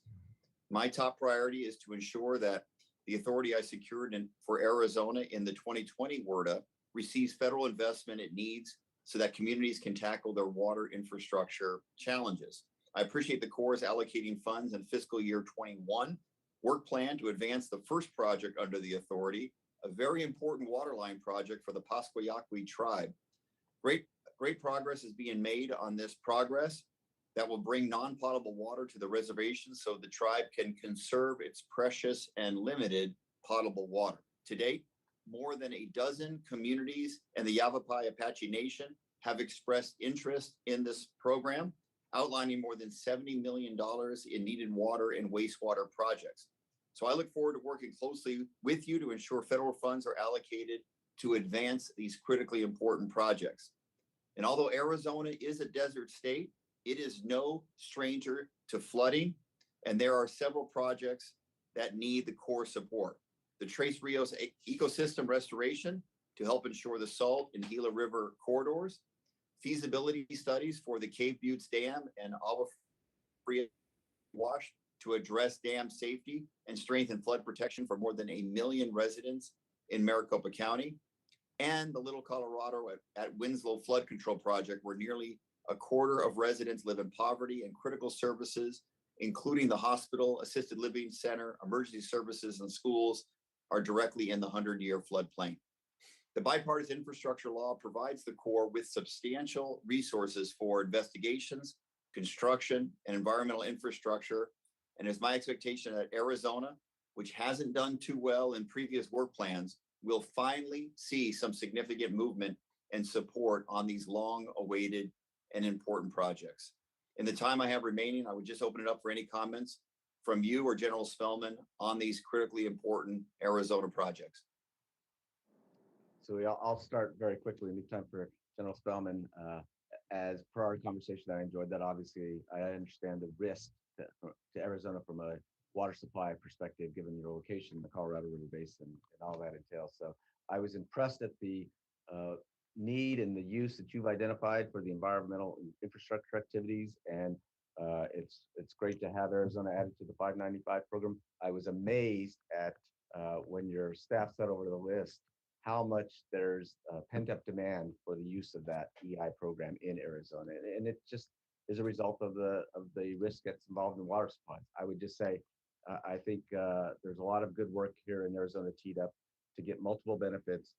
You are prone to floods. That has, we need to be looking at that with an eye towards water supply to address the wholesale risk. So look forward to working with you and your team. So I'll just quickly add on EI, we have 39 projects in the queue, as you said, just over $70 billion. We'll make our best technical argument if we're offered a 22 work plan to advance those projects.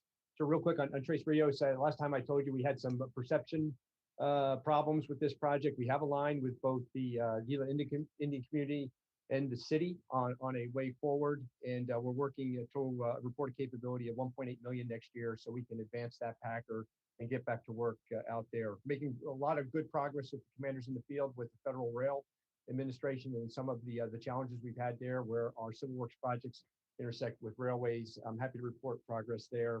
And then, sir, we received the Secretary's guidance on, you remember Section 162, leveraging federal infrastructure for increased water supply. And I just think, as the Secretary just said, there are many opportunities in the state of Arizona where we can put that authority to work. General Assistant Secretary, thank you very much for your good work now, and look forward to working closely with you to advance these critically important projects in the future. I yield back. Thank you, Mr. Sutton, very much. Ms. Gonzalez Colon, followed by Ms. Norton, Mr. Guest, Mr. Lowenthal. Ms. Gonzalez Colon, you're recognized. Thank you, Madam Chair, and thank you for holding this hearing. I want to thank Assistant Secretary Connor and General Spellman for their presentation today and for the work they do for the Corps of Engineers in our nation. I will say that the Corps is one of the best resources I have counted on for Puerto Rico. The Jacksonville District, with support of many others, has always given us their utmost support, and I want to congratulate them for that and for all the hard work.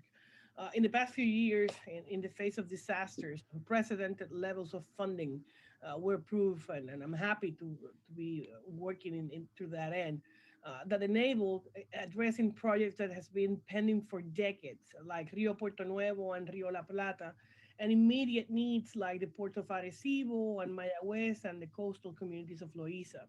But there are still pending major priority projects that have completed feasibility studies and favorable chief reports. This includes 3 critical projects that I was closely following with your predecessors.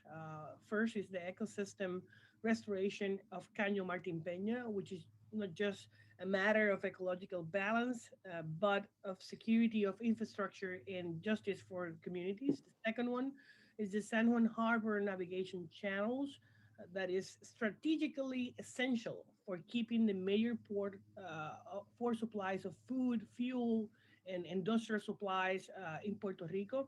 And the Guayanilla Flood Protection Project, that will enable the protection of an entire town that has been impacted severely by multiple natural disasters.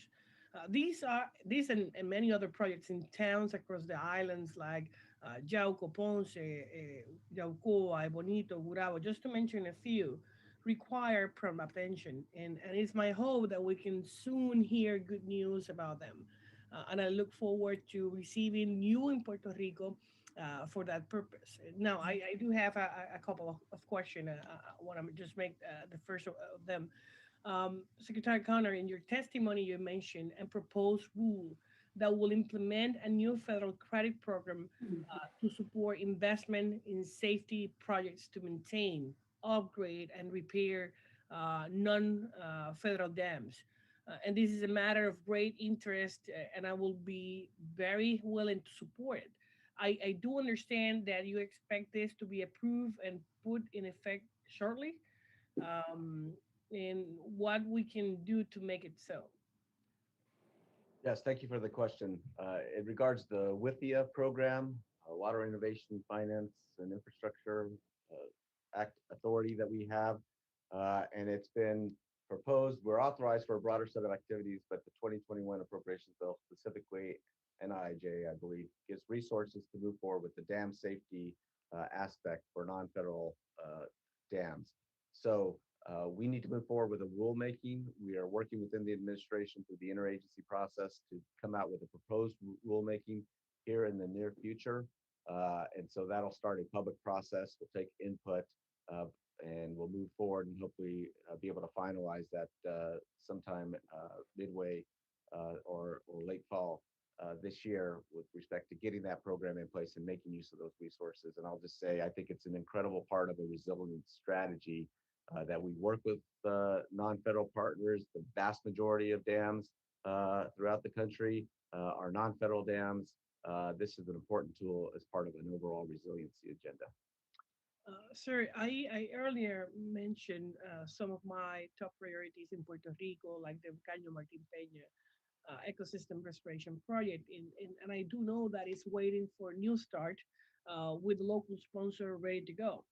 In recent years, we have repeatedly had an increased ecosystem new starts included in authorizations and applications, but somehow it never makes a cut.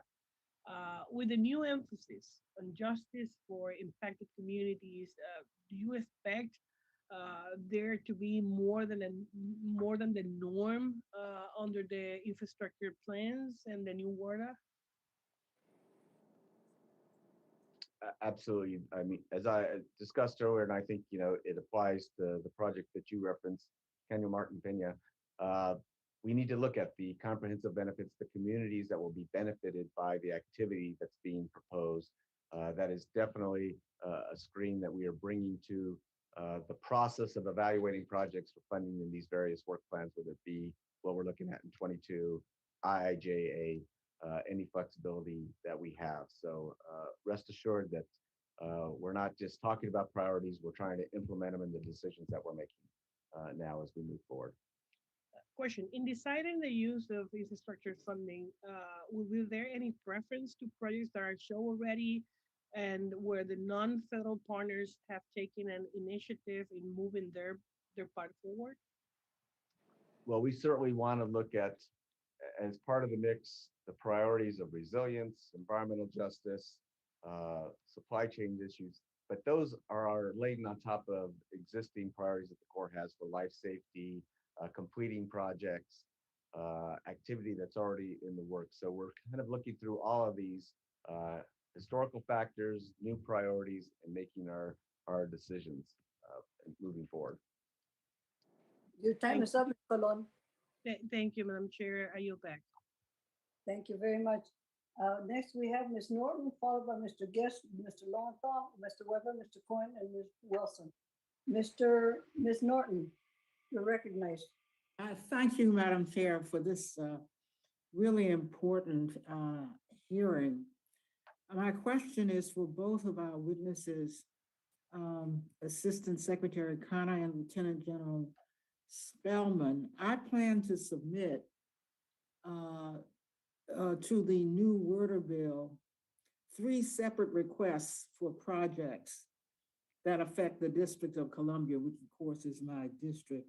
And I'd like the administration's views on each of them. One, to tap new funding sources for the Washington Aqueduct, which produces drinking water for approximately 1 million people living and working and visiting the district and Virginia, and includes, of course, the Capitol and federal buildings. Secondly, to address the region's vulnerability to water supply loss by identifying alternative water sources for the customers of the aqueduct. And my third ask in the Word of Bill will be to address the flooding on the National Mall, which has suffered severe and costly floods that have forced government facilities to close down. So first, let's take tapping new funding sources for the Washington Aqueduct, which produces the drinking water for this entire region. What is the administration's view on that project?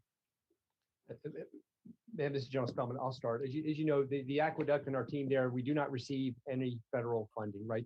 Our operations are funded by water rates that are paid by local taxpayers. And ma'am, you've been out there, and I think the team does a miraculous job, but it is, you're exactly right. Your assessment is exactly right. We could use some additional funding. Other funding sources would be greatly helpful to us to maintain what we have, but also to modernize. So you have only payer sources now? Yes, ma'am, that's correct. Yeah. Well, we'll have to see if we can get another source, because the necessity is clear.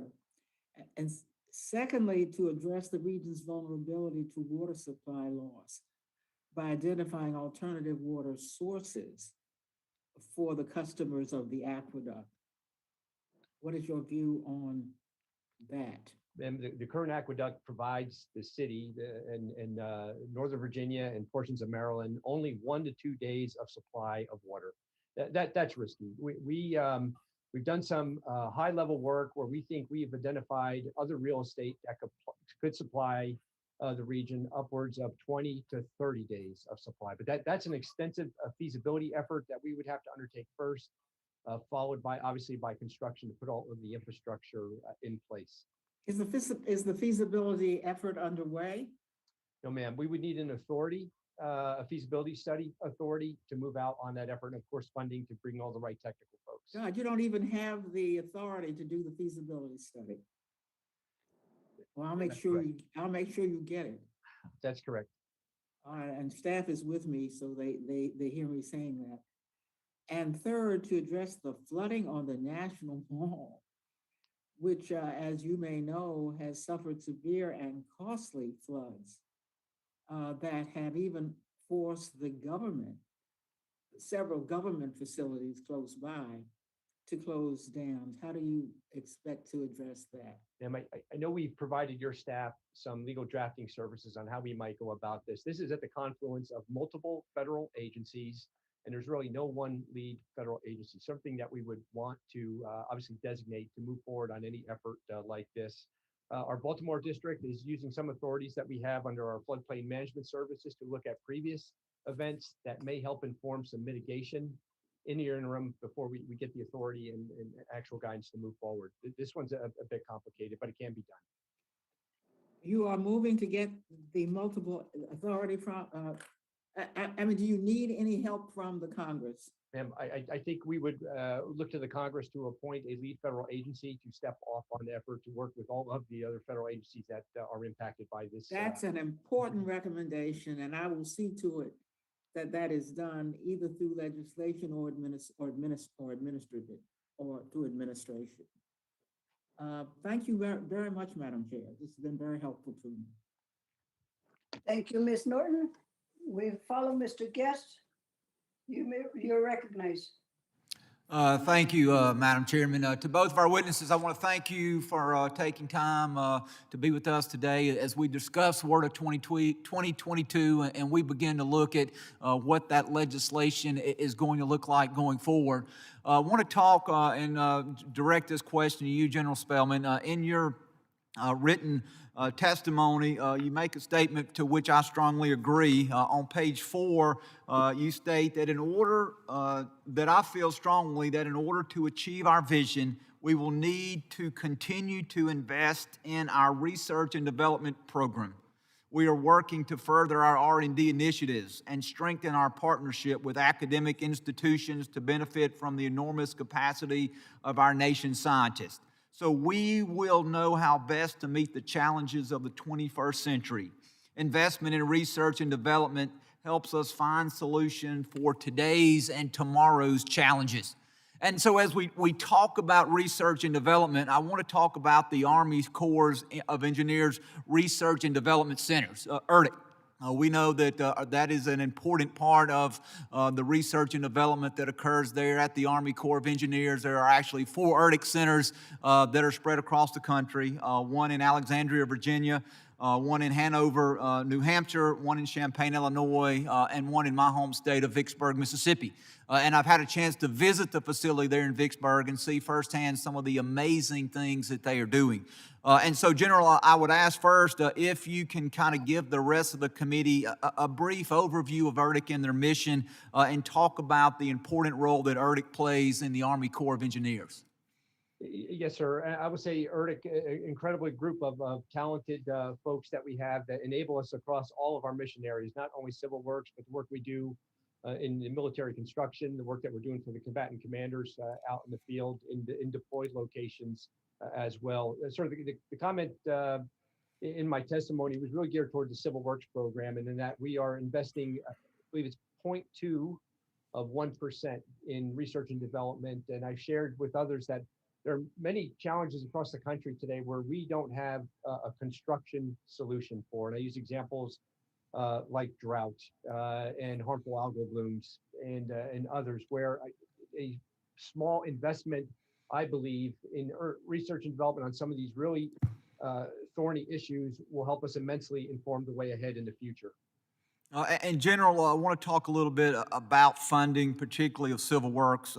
We know that the civil works does not have an individual research, development, and test evaluation account, an RDT&E account, but instead relies on funding through various civil works account to sustain its research. And so my question is that Congress, as we are continuing to emphasize improving and repairing our aging infrastructure, as we look to the new challenges, some of the challenges that you've referred to, what are some of the advantages of consolidating research funding into a dedicated RD&E account?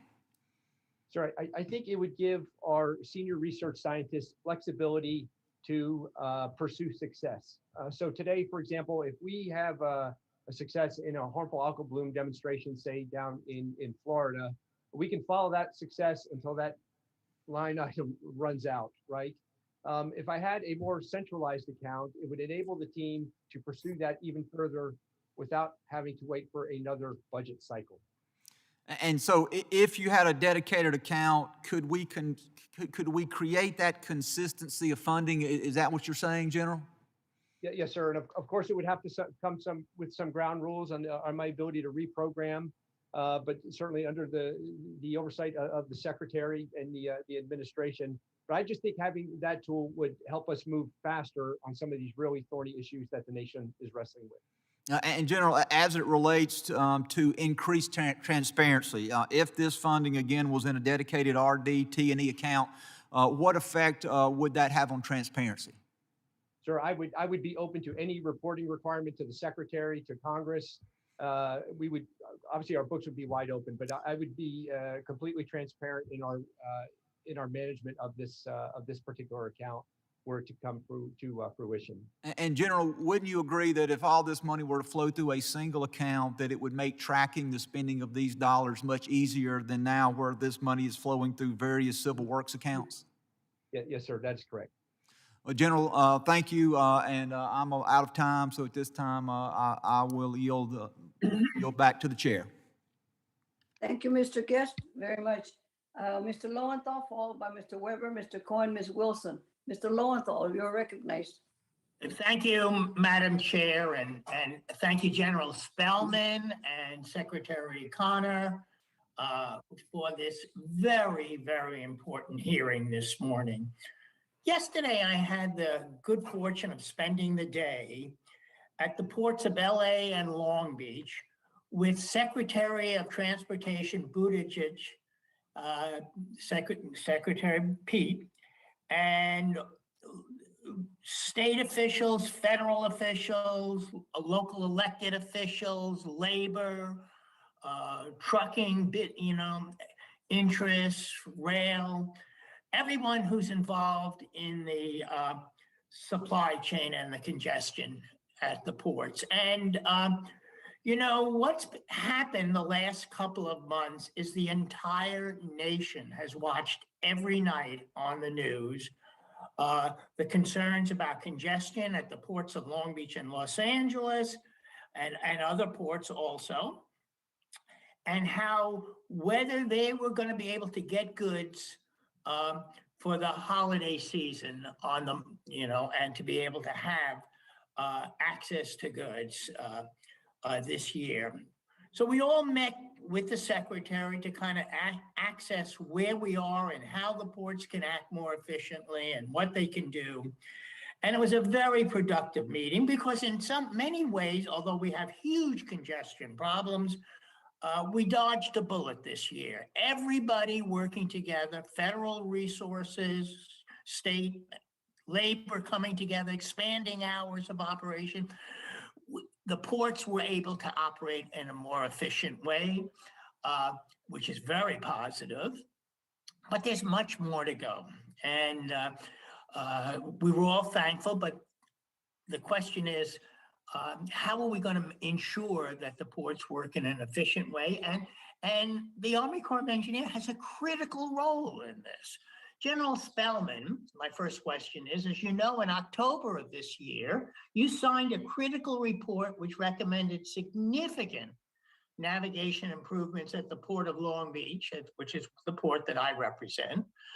Currently, large container vessels are unable to access the port's West Basin or Pier J Basin unless they travel only at high tide or do not have top cargo capacity. Easing this bottleneck is one of the solutions to faster operations, less idling, and lower emissions. Can you provide some additional background for the committee on this critical project and its benefits?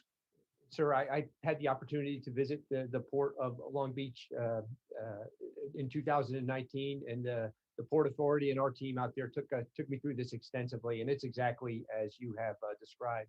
So I think next steps here, you mentioned the Chief's report. That's up for Congress's consideration here in WRDA 22, and we're hopeful for that authorization. If we're offered a 22 work plan, sir, I'm going to seek about $1.5 million because we want to get moving on preliminary engineering and design. And we've got to do some sediment sampling so we can get ready for to move to construction. Thank you, General. I want to follow up, Secretary Connor, on an issue that had been raised originally by Chairman DeFazio, and that's about the Harbor Maintenance Trust Fund resources. WRDA 2020 allowed donor ports like the ports of Long Beach and Los Angeles to use their harbor maintenance trust funds for expanded uses such as dredging of channels, in-water infrastructure improvements, berth maintenance, building seismic resiliency. You too have seen this, what has taken place at the ports and the impact upon our supply chain the last few months. And if we don't invest in these critical hubs, the entire nation feels the consequences. Can you touch on what you're doing to make sure that the Harbor Maintenance Trust Fund resources are invested as effectively as possible? I'm going to have to get General Spellman's help on this somewhat, but as I mentioned in my response to the chairman, obviously this new approach with respect to incentivizing the use and taking it off budget, a certain portion of the trust fund is a critical element. So our job is to be ready to expend those funds. What I've learned in my tenure here so far, $17.1 billion, there's a lot of need out there, more need than even those resources.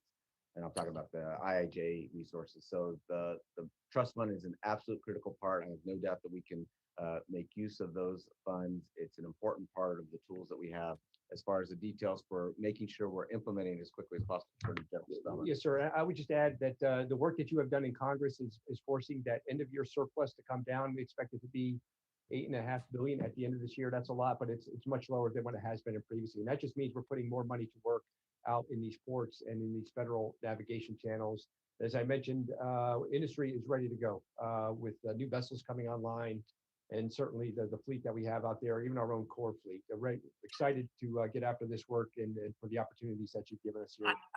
Just as I have to yield back as my time is up, I just want to remind you that I am also talking about the fact that the changes in the Harbor Maintenance Trust Fund was also, besides increasing revenues in the fund that Army Corps can access, it also really looked at the different relationship between donor ports and all the receiving ports.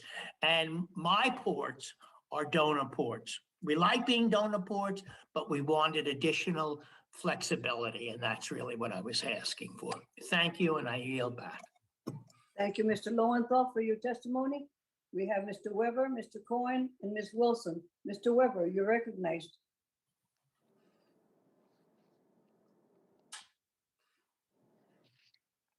Mr. Weber?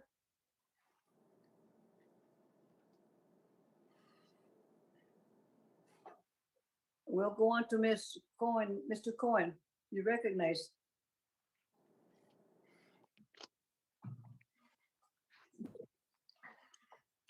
You got to unmute, sir. Unmute. All right, we've gotten to unmute, so we're doing pretty good. Thank you. How are you? Fine, thank you. I appreciate the opportunity for this committee and hearing, and I just wanted to make some remarks concerning our hopes for the bill. Firstly, in Shelby County in Memphis, the Wolf River is an important river downtown. In years past, it's been predominantly industrial. It's our hope that it will become and has become more residential and more, not residential, but more recreational. There will be an effort, and we hope that you will work with us on this, of course, to dam up the Wolf River downtown to create a lake that will be for boating and for fishing and for swimming. And on the east side, it'll be developed some, and it'll give Memphis another attraction for people downtown where we have a large recreational and tourist priorities. So that's one of the issues that will come up, and we know we've had input from the Army Corps Memphis office. Feel, as I recall, confident they want to work with us on that, and I look forward to working with the chairwoman and my fellow committee members to pursue this, which would require a deauthorization of part of the river to make the proposed lake a reality. This will be something that is really forward thinking and the kind of thinking that's making Memphis a great tourist town and an amenity for people to live downtown where they didn't in the past, but they have for the last couple of decades and becoming more and more residential. So that's one thing I wanted to raise was this Wolf River situation. Now I'd like to ask Lieutenant General Scott Spellman a question, if you don't mind. The last WRDA cycle was a productive one for inland waterways in many ways. The committee successfully made changes to the cost share for new construction projects, increasing the Corps' ability to reduce the backlog capital investment projects. The benefits of the change in cost share for new construction projects were realized in 2018 when Olmsted Lock was completed 4 years ahead of schedule and more than $330 million under budget. General Spellman, do you believe this level of efficiency can be achieved with the funds provided in the Infrastructure Investment Jobs Act and full funding from receipts deposited into the Inland Waterways Trust Fund for all the projects contained in that 2020 capital investment strategy? Sir, I do. I think it's going to allow us to put more federal dollars to work sooner and to get after some of this much needed maintenance in your district and frankly across the country. Thank you, sir. What are the most efficient cost and construction timelines identified? I'm sorry, sir. Could you repeat the question? what are the most efficient cost and construction timelines that have been identified? The most efficient, Yes, sir. Cost and construction timelines. sir, are you referring to a specific project? Yeah, I guess. So I could follow up with your team on the project that you have in mind. All right, I'll have Ms. Schnelly contact you about that. We've talked to some folks about it, and it's a particular lock that we think will be important to the program. Assistant Secretary Connor, I was proud to join with Chairman DeFazio in urging the administration to reopen and re-examine the nationwide permits and take into consideration their climate change and environmental justice impacts. While the Trump administration significantly broadened several of the nationwide permits applications, the proposed Byhalia pipeline, which has been withdrawn, fortunately, that was in my district and a little bit in Mississippi in Trent Kelly's district, displayed what can happen if they aren't nearly used as Congress intended. Assistant Secretary Connor, my question is, my understanding the Army Corps of Engineers recently reissued 40 nationwide permits and 1 new nationwide permit. Can you describe what kind of stakeholder input and public engagement the Corps considered before reissuing these permits, and to what extent environmental justice and climate change impacts were considered? Yes, thank you, Congressman Cohen. The process that is involved with respect to the nationwide permits is one that involves an environmental review under NEPA. That is part of the overall, so there's engagement there, but it's a broad swath of activities that are moved forward with those 40 plus 1, as you identified. Nationwide permits are good for 5 years, so they're not, we have to undergo that process and that public engagement and our environmental review processes every 5 years. But to your point, I think there are issues. There's a lot of good with respect to these nationwide permits. They incentivize the protection of waters of the U.S. And by providing clear parameters of how you can be within the nationwide permits, so folks who are needing permits can undertake protective measures to try and fall within those categories, and we reduce the impact. So that's the good thing. Having said that, there are concerns about the situation you particularly mentioned, Byhalia, of how do we engage the public on activities within those nationwide permits. We're going to take a look at that, even as I tout nationwide permits because of the certainty that they provide and the protections that they provide. We do need to take a look at some of these activities, even though it does go through the public review process every 5 years. So I'm sensitive to the concern that I think you have given your experience with the situation, and we'll be taking a look at that. Thank you. Thank you, Secretary Connor. The nationwide permit process, in Your my time is opinion, up, was Mr. never Cohen. meant to be applied to large projects that have far-reaching cumulative impacts. So I appreciate working with you in the future, and I think my time has expired, and I thank the chairwoman for her graciousness in permitting me to go beyond my time and in my attire. Thank you, Mr. Cohen. You're very You're welcome. Go Dodgers. Ms. Wilson, you're next. Oh, thank you, Madam Chair. I appreciate it. And Mr. Connor, thank you so much for your testimony. As the administration prepares to release its funding priorities for the infrastructure bill later this week, I'm hopeful for robust Everglades restoration funding, given its alignment with the administration's goals. This is a turnkey program that is historically and still is today a strong bipartisan issue among the Florida delegation, and I'm chair of the Florida Ports Caucus.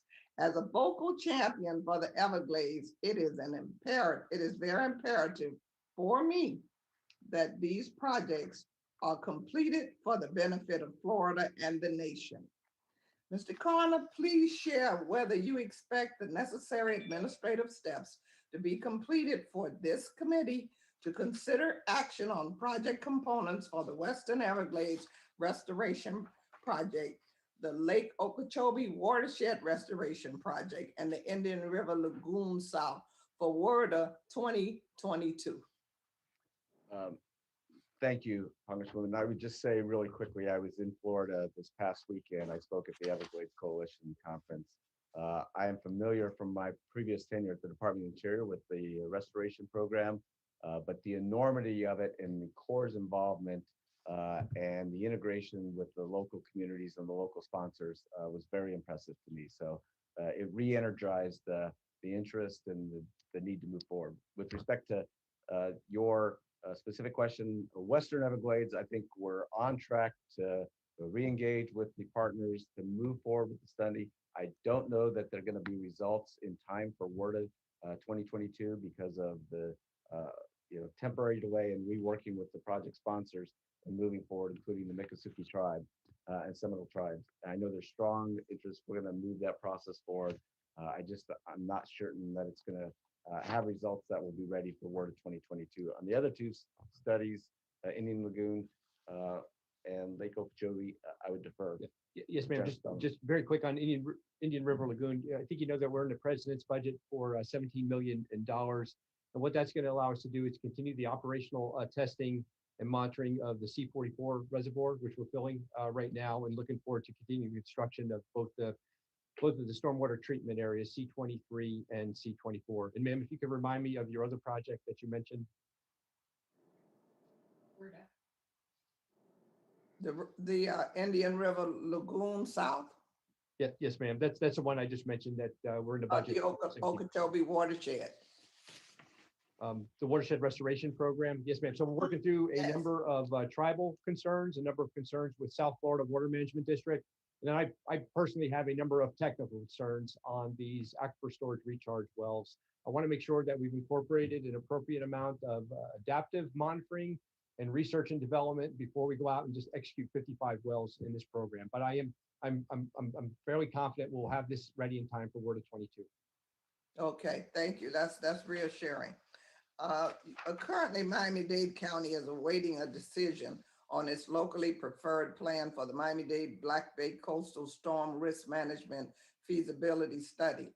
As you are aware, this study began in October 2018 in response to Hurricane Irma to identify ways to reduce damage from future storms.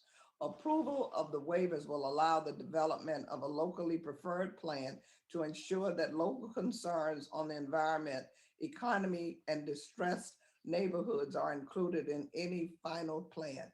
What is the status of this decision and anticipated timing? Also, please share any information you have on the agent's position on the county's request. Yes, ma'am. This is General Spellman. I'll start. So our non-federal sponsor came back to us. To be frank, it was looking for much more investment in natural and nature-based features in this plan. And we are completely supportive of that effort. And the non-federal sponsor is going back now and going to come back to us with the technical piece of that. And we look forward to seeing the results of that good work. I think natural nature-based features can be an important part of the eventual solution here for Miami. However, I don't think we are going to see the level of protection that we would like to give the city, given climate change, given sea level rise, and the severity of storms that you experience down in South Florida. I believe, in addition to natural nature-based features, there's going to be a concrete, steel, and compacted dirt component to this project as well to provide adequate protection. Okay, thank you. This is for both Mr. Connor and Mr. Spellman. I'm just north of Miami is Port Everglades, and the port has worked with the Port and Ms. Wilson? Your Yeah. time is up. If you would submit those questions to the gentleman, please. Thank you, Madam Chair. I will submit this question about Port Everglades, and I hope to get your commitment to increase this project's authorization in the upcoming WRDA project. Thank you very much, Ms. Thank Wilson. you. I yield Mr. back. Weber, you're recognized. Thank you, Madam Chair. I appreciate that. And I'm glad to be here. And I want to say congratulations to Secretary Connor and General Spellman. We're glad to see you again. Thank you both for being here. I actually have a kind of a comment to start with. A note of thanks to both of y'all for mentioning in the chief's report for the coastal protection and restoration along the Texas Gulf Coast. Y'all may or may not know, my district is the 4 coastal counties now that we have Orange County coming up, and with redistricting Orange County, Jefferson County, Galveston County, the southern half of Missouri County. And so for us, the coastal spine, the Ike Dike, if you want to call it that, coastal bear protection is extremely important And I would also argue extremely important to the energy industry, because if we get a major hurricane direct hit up the Houston Ship Channel, and not just the Houston Ship Channel, anywhere along the area, we would severely hamper Texas's energy output and therefore the nation's. And it could even be a very big, large environmental disaster should we rupture an oil tank and dump that into the bay. So thank you for that. Gentlemen, y'all might be aware of a high priority for me in the 14th District of Texas, which is long overdue completion of the Galveston Harbor Channel. For arcane unknown reasons, whatever, too lengthy to explain here, this project has been referred to as, quote, an extension, end quote, which I think is unfortunate misnomer, because we're actually talking about quite literally the last 1/2 mile, 2,600 feet, if you will, of needing to deepen the channel to accommodate that part of the channel where economic activity is actually taking place. Dredgers are there now. If we could get the thing funded, we could save probably half the cost of the project. So I'm cautiously optimistic that the OMB, the administration, will see that as an easy win, if you will, for all parties by simply funding this completion at an extremely low dollar rate, relatively speaking. And let me just add that moving ships out of the Houston Ship Channel, which comes up through Galveston Bay, our district, moving them over quicker into the Galveston Ship Channel helps produce a lot better traffic flow in the Houston Ship Channel.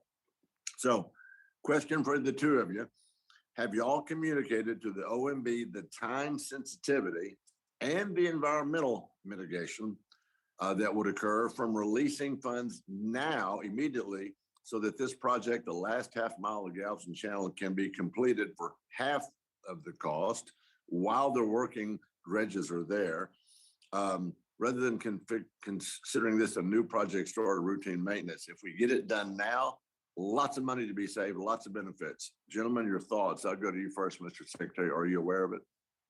I'm aware of the project in general. I haven't had any specific communications, but there has been a lot of communications back and forth as we look at these work plans that are coming up between the examiners, staff, et cetera. So I appreciate you raising it. I haven't had specific.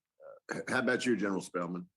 Sir, what I do know is that we are 95% complete with the design for this final 1/2 mile. I'll be honest, I don't know the history of why this final 1/2 mile was separate from the original authorization. My team thinks we need a new start, but let me go back and do some homework on that to confirm. Do that, please. I think you'll find that you can't. There's so much bang for the buck. We have a very bipartisan letter coming to y'all. If you hadn't already seen it, Henry Cuellar and there's some others from the Texas group that have signed on, so I'll get that to you. Let me change gears. I got a minute left. Y'all should be in receipt of a bipartisan joint delegation letter that I led with my Texas colleagues regarding the Brazos and the Colorado Lock replacement project on the Gulf Intracoastal Waterway, which is important to me, my district, and of course the state of Texas. The existing structure creates navigational challenges that impact the safety of our mariners on the waterways.